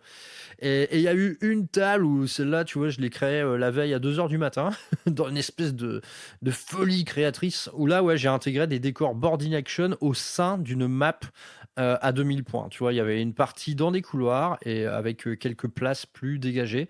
Et cette mission-là, je te la filerai que tu lises ça parce que c'est vraiment pas mal. Cette mission-là, en fait, elle a tellement été une réussite narrativement. Enfin, c'était un affrontement, tu sais, un peu légendaire, quoi. Que là, j'ai complètement envie d'aller vers ça. Vraiment sur l'interconnexion des tables, mais au sein du même décor, tu vois. D'avoir deux systèmes de jeu sur la même map de jeu. Pour moi, ça, c'est l'avenir. Mais t'avais en V9, je crois que c'est Phil de 40 000 Wargamer TV qui l'avait fait sur l'assaut du rock. Ouais, absolument. Ils avaient joué une map de folie, ouais, carrément, ouais. Ça, c'est pas mal. Mais là-dessus, tu vois, je me pose la question d'intégrer du boarding action, justement, tu vois, le dimanche pour finir plus tôt et que ce soit plus calme, tu vois, que ce soit moins la course. Ouais. Mais j'ai la problématique de me dire que il faut que tes joueurs ils sachent déjà bien les règles 40K quelque part, et qu'ensuite tu leur expliques les règles boarding action. Et je suis pas certain que tout le monde puisse faire la bascule, même si elles sont pas compliquées en tant que telles, sur les règles boarding action. À tout casser, ça pourrait représenter un petit briefing de 20 minutes, je pense. Après, naturellement, tu leur files un petit document papier pour qu'ils aient un peu les adaptations de règles sous les yeux. Mais en vérité, c'est bien peu de choses, quoi. Par contre, là, toi, dans ton cadre événementiel, là où tu seras emmerdé, bah, c'est sur les maps, encore une fois. Putain, il va falloir en faire des vaisseaux, quoi. Oui, alors, oui, alors, c'est pas le projet pour l'instant. Mais T'en as déjà plusieurs. non, mais en c'est fait, ça. j'y ai pensé parce que tu vois, j'ai pas mal de potes qui ont aussi du boarding action, et à un moment, je me suis dit, est-ce que je fais ça? Surtout que tu vois, le bouquin, bon, je sais que tu en parles beaucoup de boarding action, mais on en revient à l'inspiration que tu peux trouver chez Games. Aujourd'hui, avec le bouquin boarding action qu'ils ont sorti, là, le gros bouquin, là, mais putain, tu joues qu'avec ça, il y a what millions de scénarios là-dedans. Ah ouais, Il y en c'est... a tellement que t'as pas besoin d'aller chercher ailleurs, quoi. Ce bouquin, il est génial, quoi, ce gros bouquin de boarding. Moi, dans le cadre de mon événement, je n'ai utilisé que des missions du bouquin, hein. Il n'y a pas besoin de... En fait, enfin, je sais pas combien il y en a. Il y en a 150, hein, des missions. Ah, je sais pas combien. Oui, je sais qu'il y en a plein. Même plus, je crois. Elles sont Et puis, Ouais, c'est pas loin de 200. Pas loin Mm. de 200, ouais. et puis tu vois, pour raconter une belle histoire, il faut qu'il y ait des événements, ou il faut qu'il y ait des règles qu'ils n'aient pas l'habitude de jouer. Et typiquement, ce que moi je mets sur des tables un peu classiques avec la tempête de sable, comme tu as pu évoquer toi, où j'ai mis des robots qui avancent sur la table, qui sont des robots de chargement, qui font n'importe quoi sur Astroport. Avec les boarding action, il y a le truc de dépressurisation. En plus, j'ai écouté ta podcast sur boarding action ce matin en bagnole. Je me dis, ouais, en fait, ça raconte une histoire. Ça fait un truc sympa à raconter, quoi. Ouais. Et je pense que À chaque fois, ouais. et c'est une piste. Le défaut de boarding action, c'est le matos. Ouais, grave, ouais. Quand tu fais un événement comme ça, j'ai pas peut-être le MDF comme solution pour faire des trucs pas très chers. Bah, il y a des solutions. Je sais que sur le Discord, il y a un gars qui nous a fait voir en fait un set de décors en carton pré-peint que tu assembles avec des petites goupilles en plastique. Là, honnêtement, c'est complètement valable, quoi. C'est loin d'être moche. Ouais, ça peut être une des solutions. Bon, après, Quentin a fait des super kits, mais ça veut dire qu'il faut que tu imprimes, que tu les peignes, il faut que tu puisses les ranger, mais c'est sûr que ça a de la gueule, quoi. Ouais, c'est vrai que chez lui, tu peux avoir du vaisseau Tau, Necron, Votan, Aeldari. Enfin, voilà, ça me fait rêver, hein. Ouais. Donc, si on va se recentrer, cher auditoire, sur le sujet, là, on a parlé un petit peu. Les scénarios, je pense qu'on peut aller taper chez Games dans les bouquins qu'ils ont fait, retravailler le wording et travailler la mise en abîme, en fait, la partie c'est histoire qu'ils mettent dessus. Je pense que c'est un point important. Il y a un point aussi qui est important, c'est peut-être pas réinventer le fil à couper le beurre, parce qu'ils font des trucs qui marchent très bien, et pas faire comme moi, des fois, oublier des mots-clés. Parce que des fois, il y a des mots-clés qui sont très liés à la règle. Par exemple, une action, ça veut dire quelque chose de précis. Oui. Et si vous l'oubliez, il y a tous les joueurs qui viennent vous voir en disant Ouais, comment on fait ce truc? Mais je vous l'ai dit, c'est marqué. Ah non, c'est pas marqué, j'ai oublié. Ouais, bon, ça c'est inévitable, je pense, les petites coquilles de wording, comme on dit maintenant. Par exemple, vous pouvez faire cette action avec une unité de votre armée. Mais parfois, il faut dire avec une unité infanterie de votre armée. Sinon, vous vous retrouvez avec un Lemon Russ qui fait une action de cueillette aux champignons, tu vois, ça n'a pas trop de sens, quoi. Ah, il peut, mais bon, c'est pas quel type de champignons tu récupères, quoi. Si c'est des gros orques, quoi. Oui, là, c'était exactement l'idée, ouais. Voilà. Et je pense que ça, c'est aussi un point, accepter que les scénarios sont pas parfaits. Et ça, c'est pas toujours évident pour les joueurs. Qu'ils acceptent, en tout cas, moi je le vois des fois, qu'ils acceptent que le scénario soit pas équilibré. Et les gens ont l'habitude du match play, et ça, c'est pas toujours évident à faire comprendre aux joueurs et qu'ils acceptent. Oui, ouais. Et ça, c'est aussi un peu le retour. Bah justement, je veux bien qu'on parte là-dessus un petit peu maintenant. T'en es à ton 5e événement. Parlons un peu du ressenti de tout ça auprès du public que tu as pu accueillir. Parce que je pense que, tout comme moi et par exemple Vincent, Planet Wargame, toi, tu es un espèce de militant quelque part qui veut réhabiliter le jeu tel que tu l'as connu justement à la sainte époque des White Dwarfs. Est-ce que tu as déjà eu des surprises par rapport à l'accueil de ça? Typiquement, ouais, déjà mettre en place un match qui d'office sera plutôt déséquilibré. Est-ce que les gens comprennent ou pas quand ça s'inscrit dans une histoire ou quoi? Est-ce qu'ils sont prêts à vivre une expérience déséquilibrée? C'est pas. Alors en fait, le problème, c'est pas que ce soit déséquilibré, mais c'est que comment dire ça? Euh, Il y a beaucoup trop de frustration. Ils peuvent pas changer le cours de l'histoire. Alors, c'est pas qu'ils peuvent pas changer le cours de l'histoire, c'est que le scénario est fait que ils savent qu'ils vont perdre presque, tu vois. Où ça va être compliqué de renvoyer la vapeur parce que j'ai pas fait le choix de mettre déjà je me suis pas rendu compte, par exemple il y a une partie où le joueur il jouait pas Tazanson, il jouait Slanesh, les Noise Marines, et il a beaucoup d'infiltrateurs avec des armes spéciales, Ouais. et le joueur en face il s'est pas rendu compte que l'autre il avait des infiltrateurs, et il s'est pas rendu compte que c'est son adversaire qui allait jouer en premier. Donc en fait le Noise Marine a mis que des armes spéciales en infiltration, je sais plus comment il s'appelle ces unités, et il a lyophilisé toute une ligne de prétoriens, ou je sais plus ce que c'était, enfin de Marines. Il a lyophilisé les Marines. Chaud. Et en fait, il me dit, bien, ouais, mais t'as vu, et le scénario, il aide pas, il s'est mis de l'infiltration. Mais les gars, il fallait que vous ayez de l'infiltration, vous aussi, pour pousser les gars plus loin. Il fallait que tu dises bien que c'était lui qui commençait en premier pour reculer tes troupes. Enfin, Ah ouais, non, mais c'est plutôt lié à une erreur de jeu, quoi. Le scénario n'y est pas pour grand-chose. oui, mais en fait, cette subtilité de... Quand tu fais un match-play classique, en marteau et enclume, tu vois, ils sont à 24, tu sais comment ça va se déplacer, mais quand tu commences à avoir un déplacement avec une forme de flèche, avec des cercles et tout ça, les gens, ils ont beaucoup moins l'habitude de jouer à ça. Ouais. Et du coup, il y a un effort à faire pour comprendre comment rééquilibrer les choses et pour pouvoir se dire, ok, ça va être compliqué là parce que c'est moi qui suis défenseur et justement le scénario dit que je suis face à une marée qui va me rouler dessus. Comment je réagis? Est-ce que je mets pas des trucs en réserve? Tu vois, c'est typiquement. Ah ouais, complètement.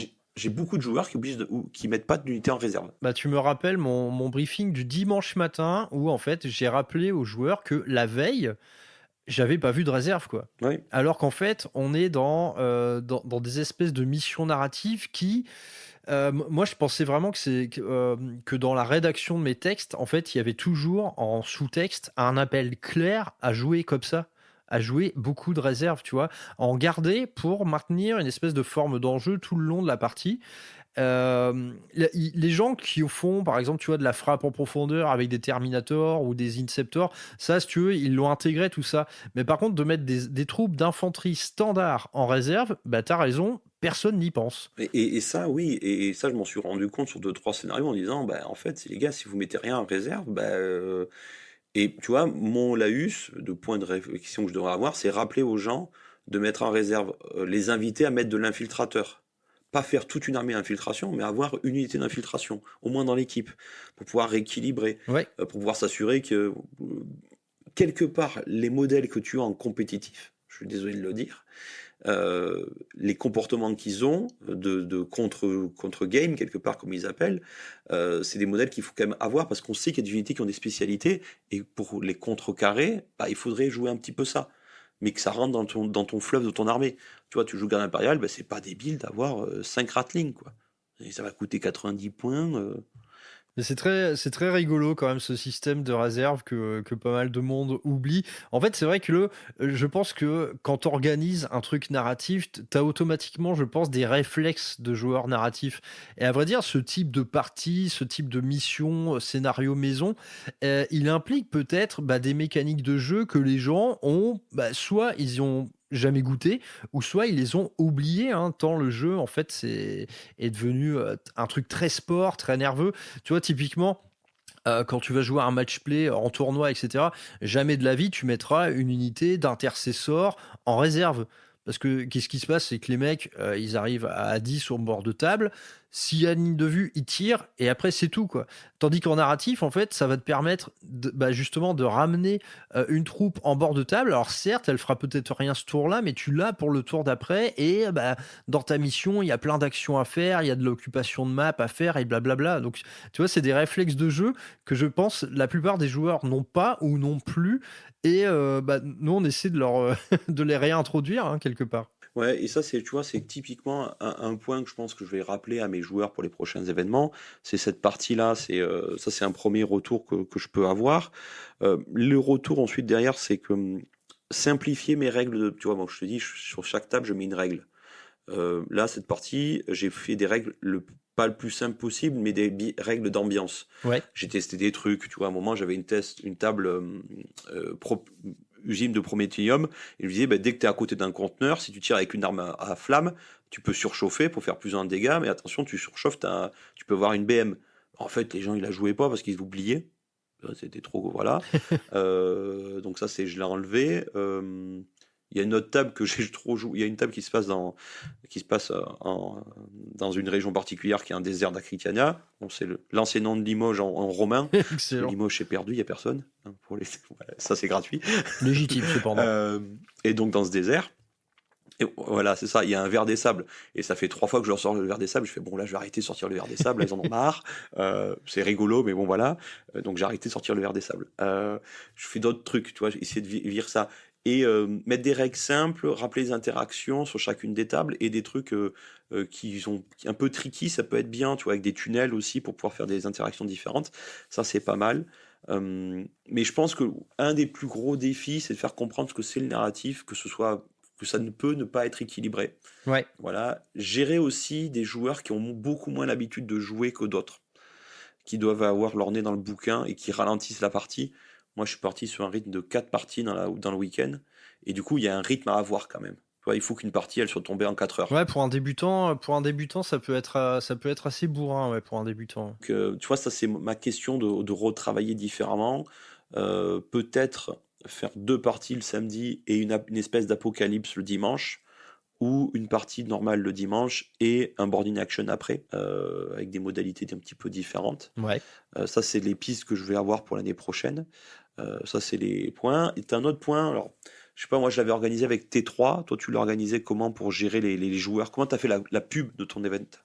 C'était complètement à l'ancienne. J'ai rien fait de plus qu'un sujet sur le Discord, en vérité. Ouais, mais comment les gens, ils l'ont trouvé? À vrai dire, au début, je pensais faire un T3, mais j'ai été complet tellement rapidement que tu vois, j'ai lâché l'affaire. Il n'y a même pas eu en fait la moindre com officielle hein, de ma part, quoi. Ouais, parce que toi, t'as une audience déjà. Ouais, c'est ça. Avec un média, j'ai pas vraiment de mérite, quoi. Non, enfin, si tu fais du contenu, donc tu as du mérite. Mais oui, c'est vrai que le médium, avoir un média, une chaîne, ça porte, quelle forme qu'elle a. Ton event, hein, ça l'aide. Hein, Ouais, ça peut aider. Ouais. Puis tu peux couvrir l'événement, que ce soit la phase d'écriture.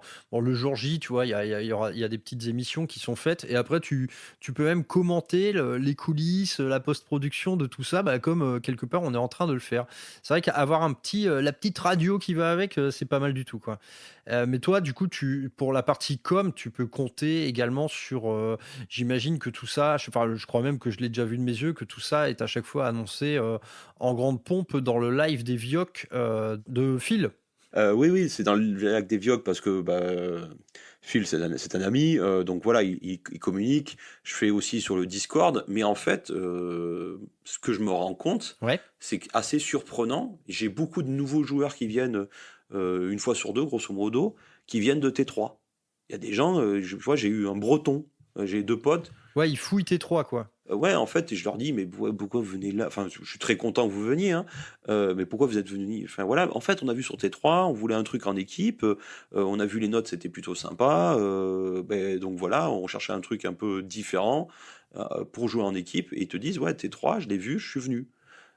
Et tu vois, je pensais passer sur Mini Headquarter, ouais, mais moi je connais pas du tout tous ces outils-là, mais éclaire ma lanterne, T3, c'est un annuaire d'événements liés au jeu, quoi. C'est même pas seulement des jeux Warhammer, je crois. C'est ça, c'est Ouais, s'il n'y a pas que du 40K, hein. C'est une des plus vieilles plateformes, en tout cas que moi que je connaisse pour les events.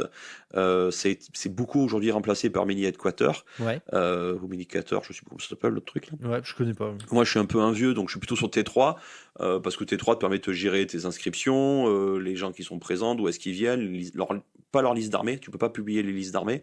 C'est pour ça que les autres applis marchent mieux aujourd'hui dans le compétitif. Mais en fait, ça me permet d'avoir une visibilité que j'aurais pas, parce que je te dis, là, j'ai eu des gens un de Bretagne qui sont potes d'Orléans, la fois d'avant, j'ai eu des gens de Tours, j'ai des Toulousains qui viennent, donc finalement, j'ai pas beaucoup de gens de Bordeaux, tu vois, typiquement. Mais t'en fais pas pour la prochaine fois, moi je vais te ramener du ruraliste, hein. Il y a quelques ruralistes qui traînent sur Bordeaux, t'inquiète pas qu'ils vont venir te Ouais, voir. avec plaisir. Ce seront mes agents infiltrés. T'es gens infiltrés, ouais. Mais je pense que tu vois, ça c'est aussi un point important, sa communication pour être plein quelque part, hein, Ouais. pour arriver à un chiffre, et peut-être aussi pas vouloir faire trop gros d'un coup. Parce que tu vois, sur celui de mars, j'étais un peu dépassé. Je partais sur 20, je me suis retrouvé à 24 ou 28, je sais plus. J'étais un peu dépassé Ouais. parce que les gens continuaient à s'inscrire. Je fais d'accord, oui, bon alors là je vais arrêter. Arrêtez-vous, stop, s'il vous plaît. Arrêtez-vous de vous inscrire. Euh, pour que ça. Mais c'était hyper sympa. Bon, après on avait une grande salle, c'était top. Mais ça c'est un point aussi important. Pensez à bien communiquer en avant et bien expliquer aux gens sur quoi ils vont signer.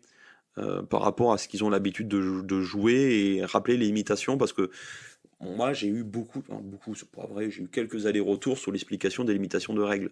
Disant non, non, ça j'interdis. Ouais. Tu vois, on en a parlé ensemble, mais j'ai interdit les Knights et les Chaos Knights. Parce qu'en 2 fois 1000 points, c'est ingérable. Et pourtant, j'aimerais tellement, tu vois. Ah ouais, tout pareil, c'est évident, hein. C'est évident qu'on peut pas, hein. On peut pas faire ça. Bah, en fait, si t'avais encore. J'aurais voulu avoir, tu vois, style. T'as un seul gros chevalier et une maisonnée mécanicus qui font les pions, les péons autour. Mais en fait, même en 1000 points, ça, c'est ingérable. C'est pas. Ouais, c'est compliqué. C'est compliqué. Bah, de toute façon, moi, là, c'est un avis très personnel, hein, mais moi, pour moi, tout ce qui est chevalier, ça n'aurait jamais dû être des armées à part entière. Les jouer en tant qu'allié, je trouve ça super. Mais, et encore, uniquement dans des gros formats. Moi généralement, j'en sors un quand je joue à 3000, tu vois. Mais c'est vrai que en tant qu'armée à part entière, en vrai, dans un événement, à part créer des problèmes, ça ne fait rien d'autre, quoi. C'est quelque chose de très déséquilibré dès le départ. Et nous, on a quand même envie voilà, d'une expérience où tout le monde ait son mot à dire, quoi. Ça, c'est un point important là-dessus, oui, qu'ils puissent tous un peu s'exprimer. Et c'est vrai que moi, j'ai fait le choix d'enlever le chevalier, les chevaliers chaotiques. C'est voilà. Qu'est-ce qu'on peut dire d'autre? Ouais, donc l'importance de la nourriture, j'insiste, hein. Les gens, ils aiment bien manger, alors que ce soit des sandwichs ou autre, mais que la nourriture se soit servie, que ce soit un peu compris dans le PAF. Toi, t'avais fait combien en PAF? J'étais à 35 balles le Ah, week-end. putain, ça va. Avec la grillade du midi, c'est ça? Ouais, tous les petits déjeuners, repas midi et le samedi soir, ouais. Et les softs aussi. Et c'est vrai que nous, tu vois, on est à 35 euros. En tout cas, je l'ai fait à la guilde et je l'ai fait avec Historine. 35 euros, c'est le petit déjeuner, le repas du midi. T'as le café et le thé le matin. Ouais. Et moi, j'ai mis des petits lots, parce que j'ai des partenaires. J'ai fait imprimer des petits lots qui sont chaque fois des petits trucs pour me différencier. En fait, déjà, j'ai fait faire à Monsieur Blackmo une petite coupelle, un petit calice qui est marqué la crinière d'Akitiana et le numéro de la convention. Ouais. Donc chaque joueur part avec son petit truc. Bon, c'est pas, ça fait la moitié d'un. Ouais, bah ça, c'est mignon, ça, ouais. Ça fait partie ils partent avec la moitié d'un GI, grosso modo. Chaque joueur repart avec quelques petites figurines que j'ai fait imprimer par un sponsor. Et j'essaie d'avoir d'autres goodies à côté. T'as les gens qui viennent de plus loin, les gens qui viennent de plus souvent, les plus belles armées peintes. Je mets des lots aussi là-dessus. Mais je suis pas sur des lots games, par exemple, tu vois. Je file pas j'achète pas de la cam games pour leur donner. Je fais des trucs avec des partenaires qui sont des gens qui sont des vrais sponsors au sens large du terme, des gens qui m'accompagnent. Ouais, bah oui, puis souvent des copains aussi, quoi, des gars qui bossent voilà, en France, qui essaient de promouvoir un peu le hobby à petite échelle. Moi, carrément, dans cette idée-là, c'est super. D'ailleurs, moi, ça a été mon gros défaut, c'est que je n'avais rien. Je n'avais pas le moindre goodie Alors moi, J'ai pas eu le temps du tout de m'en occuper, à vrai dire. ouais, mais c'est aussi, c'est pour ça que je te dis, moi, je peux me permettre de m'occuper de ça parce que je sais que l'assaut m'aide sur d'autres trucs à côté. Et puis c'est aussi l'idée de se dire, bah ouais, ok, t'as fait une paf à 35 balles, ces 35 balles, c'est un petit lot, c'est ton repas, c'est un peu de marge pour l'assaut, c'est 3 francs 6 sous pour entretenir les décors aussi de temps en temps. Voilà, ça c'est aussi important d'être aussi réaliste là-dessus. Ouais. On peut pas tout confier à la tireuse à bière parce que les gens doivent repartir en bonne santé et il ne faut pas trop boire hein, et conduire, attention. Mais voilà, ça c'est un point aussi important. Euh, Bah, de toute façon, sur l'organisation d'événements, moi j'invite déjà, là, parce que là, bon, on vous fait voir un peu les coulisses de tout ça, mais tout le monde va pas organiser des événements, clairement. Je pense que dans un premier temps, on peut déjà encourager au maximum les auditeurs bah, à faire du narratif, mais à leur échelle, bien entendu, quoi. C'est-à-dire que ce genre d'événement dont on parle, avec de la bouffe, avec une salle, avec des tables, des décors, tout ça, c'est quelque chose qui est tout à fait recréable à micro-échelle chez un pote qui a une maison un peu plus grande que celle des autres, tu vois. C'est un peu le... Bon, là, dans l'idée, c'est... oui, ou même dans un bon vieux garage. Hein. Ouais, voilà, la guerre au garage, hein, ça, c'est tout ce qu'on aime, quoi. C'est ça. Mais je pense que s'il y a une synthèse à faire de ce qu'on a évoqué, c'est partir d'une idée simple, d'une histoire, des éléments narratifs qui soient impactants, quand je dis impactants, qui donnent envie de faire la chose, et pas des choses trop compliquées. Parce que tu vois, rien que, comme tu disais, mettre un brouillard de guerre, un objectif secret à chacun, une mission commune à une équipe, et des tables à thème, bah, ça fait déjà beaucoup l'affaire, quoi. C'est mieux que 80% de ce qu'on peut voir ailleurs, quoi. Ouais, ouais, bah c'est oublier quelque part cet exercice du jeu égal où ce qu'on va avoir à faire durant la bataille, bah, ça s'inscrit dans rien en vérité, quoi. Ça va pas définir une histoire. Parfois, en fait, t'essayes de te projeter hein, quand tu fais un match play vite fait en assaut. Tu te dis, bon, je vais essayer d'avoir une idée de scénario autour de ça, mais en vérité, il n'y a pas moyen. Quand tu es là en plein combat, tu vas tirer des cartes qui vont te demander d'aller faire une balise par-ci, d'aller voir là-bas si j'y suis. Enfin, tu vois, ça n'a pas beaucoup de sens. On est vraiment dans une mécanique de jeu égale qui s'articule autour du scoring et de pas grand-chose d'autre. Et avec très peu d'idées, comme tu viens de le dire. Quelques idées de missions, quelques petites règles spéciales où on peut trouver ça dans des White Dwarf, dans des vieux bouquins de campagne. Dès le début, ça vous donne une autre dimension, quoi, c'est clair. Et ça va raconter quelque chose directement. C'est ça aussi, c'est intéressant. Et je pense qu'il faut regarder. Le prophète Vincent avait parlé il y a quelque temps du retour du narratif, Phil aussi.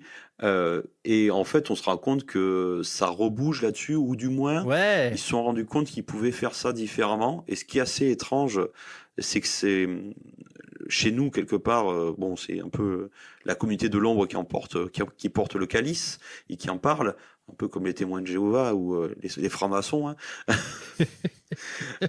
Voilà, mais ça vient des States, tu vois. Quand je vois que la FEC va organiser le grand événement en octobre avec un gros projet narratif à la mode grand narratif américain, bah, je suis content que ça soit annoncé. ouais. Je suis très curieux de l'événement.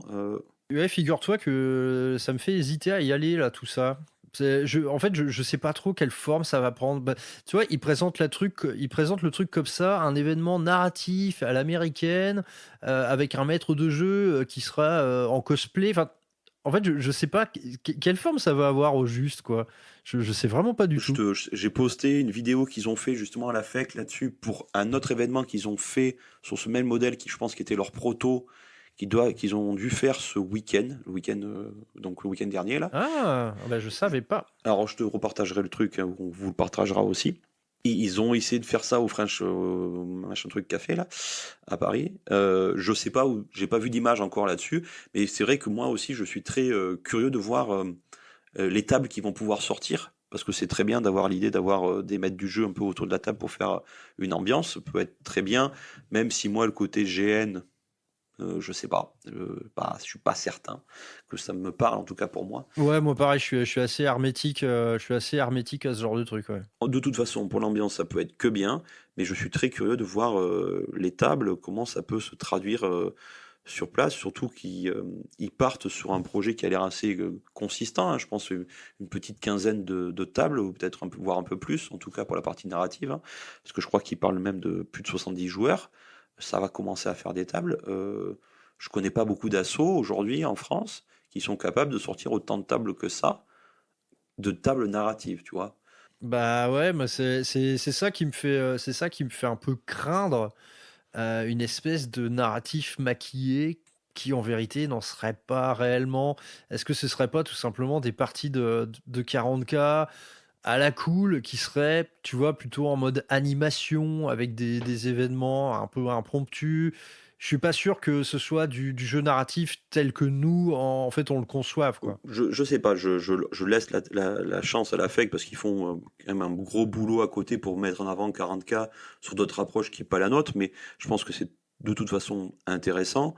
Et ça m'a surpris, hein, vraiment qu'ils annoncent ça, parce que quand j'ai vu le grand narratif comme au stage, je fais quoi? Et justement, voilà, je te partagerai la vidéo, et c'est vrai que dans cette vidéo, ils évoquent beaucoup plus la partie roleplay, limitation des listes d'armées, des scénarios un peu plus originaux, mais j'ai pas vraiment entendu la partie décor. Alors peut-être que j'ai pas fait attention.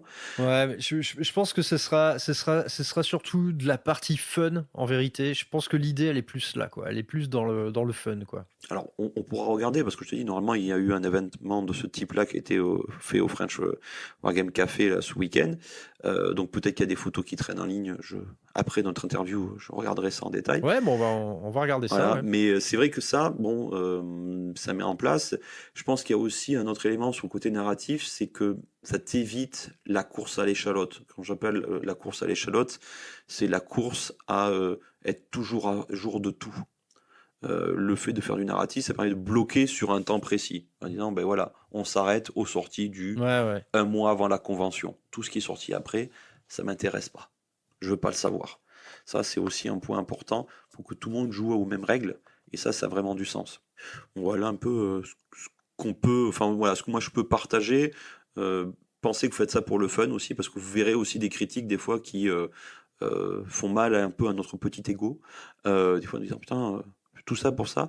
Bon, ça c'est pas toujours, mais il faut accepter. Je pense que c'est aussi un point. Moi, il y a un point clé là-dessus, c'est que j'ai des équipes qui ont passé des pavés César à me faire des retours en disant putain, il faudrait faire ça, il faudrait faire ça, et ça vous nourrit. Ça, c'est aussi un point important quand vous faites ces événements-là. Il faut que ce soit collaboratif, même si c'est vous qui pilotez et qui mettez la main à la pâte. N'oubliez pas d'écouter les autres. Je pense que c'est vraiment un point important. Ouais, mais c'est vrai que j'aime beaucoup, moi, cette idée de l'événement narratif, mais qui s'articule beaucoup autour de l'échange. Et à vrai dire, moi, depuis le festival, ça n'arrête pas, hein. Ça n'arrête pas. J'ai reçu beaucoup de courriers plein, en fait. Déjà, tout le monde était très content, donc ça, je m'en félicite. Mais aussi beaucoup de suggestions, de pistes, d'amélioration, d'idées. Plein d'idées, en fait, des idées tout le temps, partout, tout le temps. Ça, c'est vraiment super.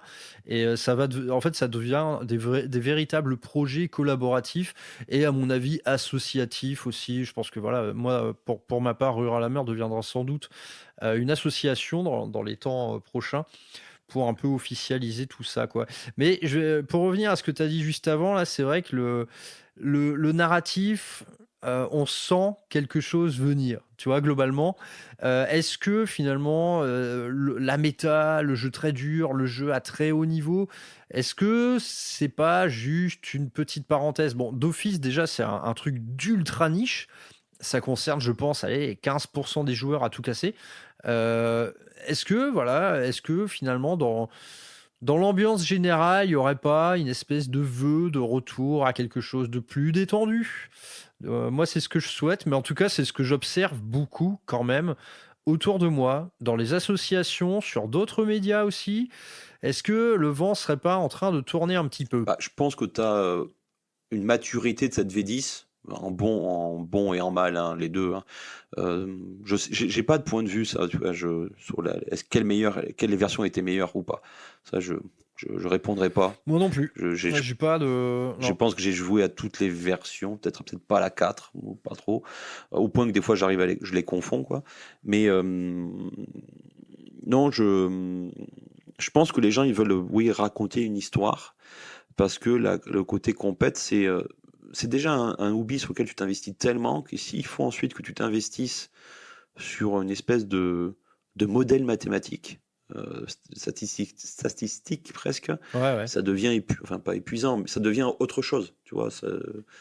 J'ai un métier stressant, j'ai pas envie de faire ça. Ouais, et puis parfois ça dégénère complètement. C'est-à-dire que maintenant, quand les mecs ont des échéances, il y a encore pas longtemps, ça voulait dire que bah ok, ces prochaines semaines, va falloir jouer beaucoup, mais ça restait avec des potes et de la bière. Maintenant, les gars, ils font ça tout seuls chez eux sur TTS. Tu fais oh, là pour moi, ça devient glauque en fait, parce que tu retires. Bah, ce qui pour moi est le plus important dans tout ça, c'est les figurines et les tables, quoi. Là, je trouve La qu'on. socialisation que tu as dessus. Ouais, bah Mais aussi, surtout, ouais, surtout. et c'est assez étrange quand tu en parles, parce que tu vois, nous, à History, nous-mêmes à la Guilde, on a souvent des nouveaux joueurs sur différents jeux. Et à History, on a rentré pas mal de nouveaux joueurs sur 40K. Et il y en a quelques-uns qui ont notre âge, hein, là, plus de 35 ans, un boulot, des enfants. Et il y en a un qui s'y est remis, là. Et des fois, il nous fait un post en disant ouais, je peins. Et après, je vais m'entraîner sur TTS. Je fais tu t'entraînes à quoi? Mais pourquoi faire en fait? Et en fait, il te dit mais c'est pour que j'apprenne mieux les règles. Tu vois, il y a des gens qui le prennent comme ça, pour s'entraîner à bien avoir les automatismes de règles. Ouais, complètement, mais en fait, de toute manière, dans ce jeu un peu à haut niveau, où tu t'entraînes et tout, en vrai, c'est les règles, les règles, les règles, hein. Tu vois, Le reste passe derrière tout ça, en fait, quoi. Donc, c'est une autre école, c'est une autre école. Et après, je l'entends très bien, cette école, je sais ce que ça a de passionnant, mais est-ce que c'est pas un concept à durée limitée, pour la plupart des gens, du moins? Tu vois, là, typiquement, à l'événement d'octobre, là, je me mets à la place, tu vois, d'un jeune joueur, je sais pas, 20, 25 ans. Ah, ok, je vais dans mon assaut, je me fais botter le cul. Bon, ça veut dire qu'il faut que je joue plus dur. Hop, là, je vais jouer dur et tout. Je vais faire mon premier tournoi. Je vais dépenser 100 balles en un week-end, potentiellement pour me faire humilier 5 parties d'affilée, quoi. oui, Est-ce que ce petit gars-là, il aurait pas tout intérêt à revenir vers quelque chose de moins de violent. plus à la cool, quoi. Ouais, de moins violent, parce qu'en vrai, c'est violent. Enfin, t'imagines, t'as passé je sais pas combien de soirs tout seul sur TTS. Tu vas, tu vois, c'est ton grand week-end et tout. Tu prends le train à 6 heures du matin. Tu payes ton logement. Le week-end, il te coûte une fortune. Et tu te fais mais laver le cul par tout le monde. Moi, je veux pas ça, hein. Je veux pour ma santé mentale, je veux pas ça, hein. Mais c'est vrai que tu as raison là-dessus de revenir un petit peu sur ces points-là. Si tu viens juste pour la compète, le côté partage se fera plutôt sur la notion de gameplay très souvent. En tout cas, c'est ce que je vois moi, ou ce que j'imagine en tout cas. Ouais. Et peut-être moins sur l'événement qu'on a partagé. Ça veut pas dire que, tu vois, j'ai fait plein de compétitions à notre époque, que c'est pas fun. Mais c'est vrai que je pense aussi avec l'âge, c'est pas la même chose que tu recherches. Tu vois, je suis pas là pour qu'on m'apprenne une nouvelle technique de je sais pas quoi. Ouais, Ça ouais. m'intéresse pas. Je suis là pour voir, putain, la fille, que tu l'as fait quoi? C'est quoi le STL que t'as utilisé? Comment t'as fait ça? Putain, ton saut dégradé, il est vachement bien. C'est ça qui m'intéresse. Entre guillemets, c'est plus ce qu'il y a autour du jeu que le jeu. Ouais, voilà, bah, exactement ce qu'il y a autour du jeu. Ouais, c'est exactement ça. Je pense que c'est la meilleure idée. Bah, de toute manière, moi, je suis pas en train d'opposer deux sphères. En fait, je suis plutôt en train d'inviter les gens à en essayer en fait des alternatives. Et dans notre cas, en vrai, l'alternative du narratif, faut pas perdre de vue que ça reste en fait la vision du jeu qui est la plus défendue par Game Workshop, hein. Même si de manière non officielle, mais quand tu ouvres un White Dwarf, ce n'est que ça, des histoires, des figurines, de la peinture. Il n'y a pas l'ombre d'un. Enfin, il parle jamais de règles, quoi. On n'a jamais vu des ruines en L dans un White Dwarf, quoi. Oui, mais après, je pense que c'était pour eux l'objectif d'avoir ce marché compétitif. Et je ne sais pas si c'est plus facile à porter, je pense, au niveau organisation. Tu vois, Bah, complètement, oui. une Ouais, ouais. convention comme tu as fait, comme moi on a pu faire, ça rentre dans un C15. La même chose avec 24 joueurs en ETC, ça rentre dans une valisette. Oui, c'est ça, ouais, ouais, ouais. Ouais, ouais. Bah oui, de toute manière, il faut que cette partie-là du jeu, elle existe, je pense. Elle demeure importante. Il faut qu'elle existe, mais il faut garder à l'esprit que bah, c'est pas la manière normale de jouer, en vérité. Moi, j'aime bien rappeler ça, quoi. La manière normale de jouer, bah, c'est ce qu'on fait nous. Très, très humblement, hein, mais en tout cas, c'est celle qu'on trouve depuis toujours dans les publications Game Workshop, quoi. Et t'as un sujet peut-être qu'il faudrait aussi travailler, c'est le mode Conquest, pas Conquest, le mode campagne que Games met dans dans tous ses livres. Là. Merde, comment ça s'appelle ce monde? Croisade? Ouais, le mode croisade. Parce que ça, c'est aussi un mode qui. Je sais pas quoi en penser. Bah, moi non plus. J'ai l'impression que c'est un jeu dans le jeu. Ouais, c'est ça. Et moi je t'avoue qu'en fait, j'ai jamais eu l'envie d'essayer. Ça... Parce que là, j'ai l'impression que le narratif, il se fait entre les batailles. Parce que ces batailles, en fait, elles vont prendre la forme de match-play très traditionnel. Et par contre, c'est entre ces parties qu'on va se mettre à écrire des trucs sur nos persos, comment ils évoluent, etc. Moi, il y a un côté Pokémon, quoi, qui me plaît pas trop, en fait. Mais en fait, j'en ai parlé avec pas mal de gens et ce que je disais, pour moi, c'est un peu la différence entre le JDR, jeu de rôle à la française, l'européenne, et le jeu de rôle qui peut être américain, statistique. Je m'explique, c'est que tu prends à la bonne époque des éditions de jeux de rôle en France, tu avais des éditions Ouais. comme Oriflamme, Multisim, qui faisaient des jeux concept, tu vois, enfin des jeux, t'avais même pas de règles, tu jouais un concept. Et inversement, tu as des dés où tu as ton barbare avec ambidextre, machin truc, pour pouvoir faire le plus de dégâts. Et en fait, c'est peut-être pour ça que ça marche pas très bien en France, c'est plutôt ce modèle-là, donjons et dragons, statistiques, je fais de l'XP, je monte en expérience, que le mode je vis du théâtre, tu vois, qui est un peu impact. Et il faut trouver un juste milieu entre les deux, et voir les trois avec le compétitif. Ouais. Et je pense que c'est le vrai challenge d'aujourd'hui, hein, pour faire autre chose que le compétitif, c'est cadrer la règle que tu vas jouer en commun, quelle histoire que tu vas jouer, comment dire, et comment tu vas clarifier qui c'est qui a gagné et quelle récompense quelque part tu donnes. C'est des XP, c'est un produit, c'est une histoire, qu'est-ce que c'est? Et je pense que c'est là où ce mode de jeu me paraît plus être le jeu autour du jeu que le jeu dans le jeu, quoi. Ouais, c'est ça. Ouais, ouais, c'est exactement ce que j'en pense aussi, quoi. Ouais, c'est vrai que peut-être on attend un peu au tournant l'éditeur qui nous offre, en fait.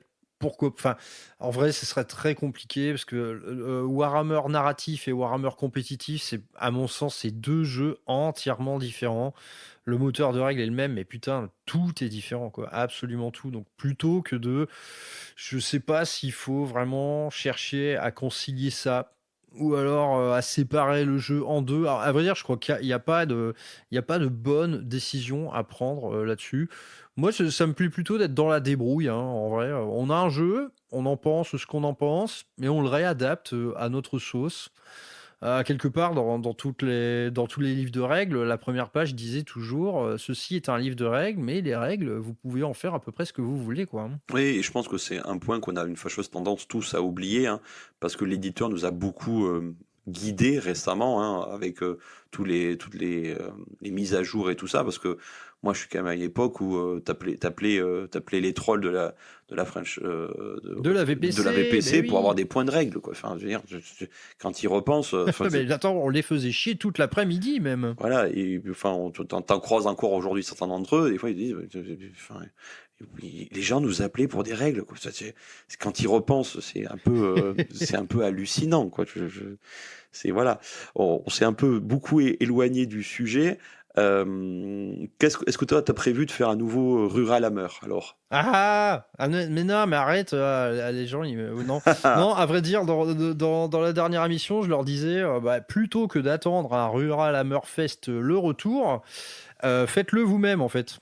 Tu vois, j'encourageais un peu à faire ça. Et ce type d'émission, là, comme on fait, même si c'est complètement pêle-mêle, je pense qu'il est là pour ça aussi. Il est là pour, quelque part, donner des idées aux gens.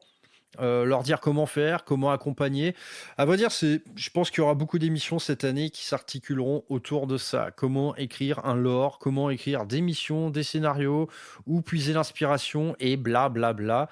Mais bon, ouais, évidemment que moi, il y aura une suite à ce que j'ai fait.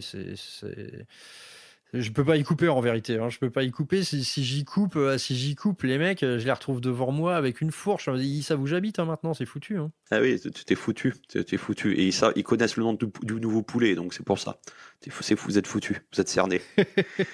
Non, non, c'est aussi, je pense aussi, l'occasion de faire un rendez-vous. Je pense qu'il faut aussi redonner des rendez-vous avec au collectif pour partager un instant comme ça, parce que même compétitif, hein, je pense que c'est bien d'avoir ces rendez-vous-là pour donner du sens à la rencontre au-delà du virtuel, parce que grâce à tes émissions, grâce à d'autres youtubeurs, on a un collectif, mais c'est un collectif qui reste très virtuel. Le guide Vincent va faire un événement bientôt. On a 40 000 Wargamer TV qui fait beaucoup de tournois aujourd'hui sur All World. Je pense, ouais, et je pense qu'il faut revenir à ce collectif de proximité avec les associations. Les associations, le petit groupe de copains, ça demande pas grand-chose, il faut y aller. Ouais, je pense que pour moi c'est un point important, et se dire que tout seul on peut pas, à plusieurs on va pouvoir aller beaucoup plus loin, et ça permet de faire plein de choses. Et voilà, et accepter le retour des autres, le collectif pour pouvoir travailler, et espérer que Games nous fasse un nouveau livre de campagne combat urbain. J'attends ça. Voilà, petite idée comme ça, disséminée, l'air de rien. Bah écoute, je n'aurais pas mieux dit. T'as raison. Organisons-nous, rencontrons-nous et quelque part tous ensemble, parce que là on parle d'événements à micro-échelle, mais n'empêche que des événements à micro-échelle, s'il y en a des dizaines par an, tout ça, mis bout à bout, ça fait énormément de rencontres, énormément de jolis souvenirs. Donc il faut se bouger les gars, moi je vais me bouger, toi aussi, hein, je pense que de toute façon t'as plus le choix non plus. Ouais, je suis obligé. T'as mis le doigt dans l'engrenage quoi. Mais ouais, rencontrons-nous, organisons-nous, échangeons sur les plateformes, et de manière à ce que ces plateformes virtuelles en fait ne le demeurent pas si longtemps. Mais écoute, je te remercie, on va s'arrêter là. Je te remercie H le gentil pour cet échange, qui allait un peu dans tous les sens à la fois. Quelque part, c'était. Oui, non, mais non, on est resté sur le sujet. Ouais, T'en faites pas, monsieur. voilà. Mais moi, c'est comme ça que j'aime bien. Je me suis dit, ah putain, celle-là, je la prépare pas. Je sens que ça va dérouler du câble tout seul, tu vois. Bon, ben voilà. Mais écoute, mes très chers ruralistes, je vous dis à une prochaine fois. Mais écoute, H, je te laisse le mot de la fin. Si tu veux passer ta petite dédicace, si tu veux faire un peu de promo, ouais, parce que les gars, déjà, contactez H le gentil sur Insta ou ailleurs, et surtout pour les gars qui vivent dans le secteur du Bordelais, le prochain Lacrimae des Aquitania, vous devez en être. Ça me paraît être une certitude. Ouais. Écoute, je te laisse le petit mot de la fin, mon cher H. Merci beaucoup Maxime déjà pour l'invitation. Moi je veux remercier les gens pour qui je suis tombé là-dedans. Déjà comme j'ai pu l'évoquer, la ludothèque de Boulogne avec l'équipe qui était là à l'époque, l'équipe de Sergi aussi, et Coubron aussi quand j'étais à Paris. Tous les gens, tout le monde associatif aussi sur Bordeaux. Phil de 40 000 Wargamer TV aussi, Vincent qui puisse aussi nous soutenir là-dessus et porter la mission, et puis aussi toi qui travailles aussi sur un point qu'on n'avait pas ou qu'on voyait moins, qui est le hobby, c'est pas qu'un truc de ville quelque part. Ouais, non mais c'est vrai, clair. c'est un peu con à dire, hein, mais c'est vrai qu'on se dit voilà, il y a que dans des grandes villes et tout ça, et en fait non, ça rappelle que cette proximité du jeu, elle est partout. Et elle se vit partout. Donc voilà, merci à toi et merci pour l'invitation. Et bon jeu et bonne peinture à tous. Merci à toi, H. Ouais, allez, bonne soirée, bon jeu, bonne peinture tout le monde, et on se recroise très très vite. Ciao. Bye.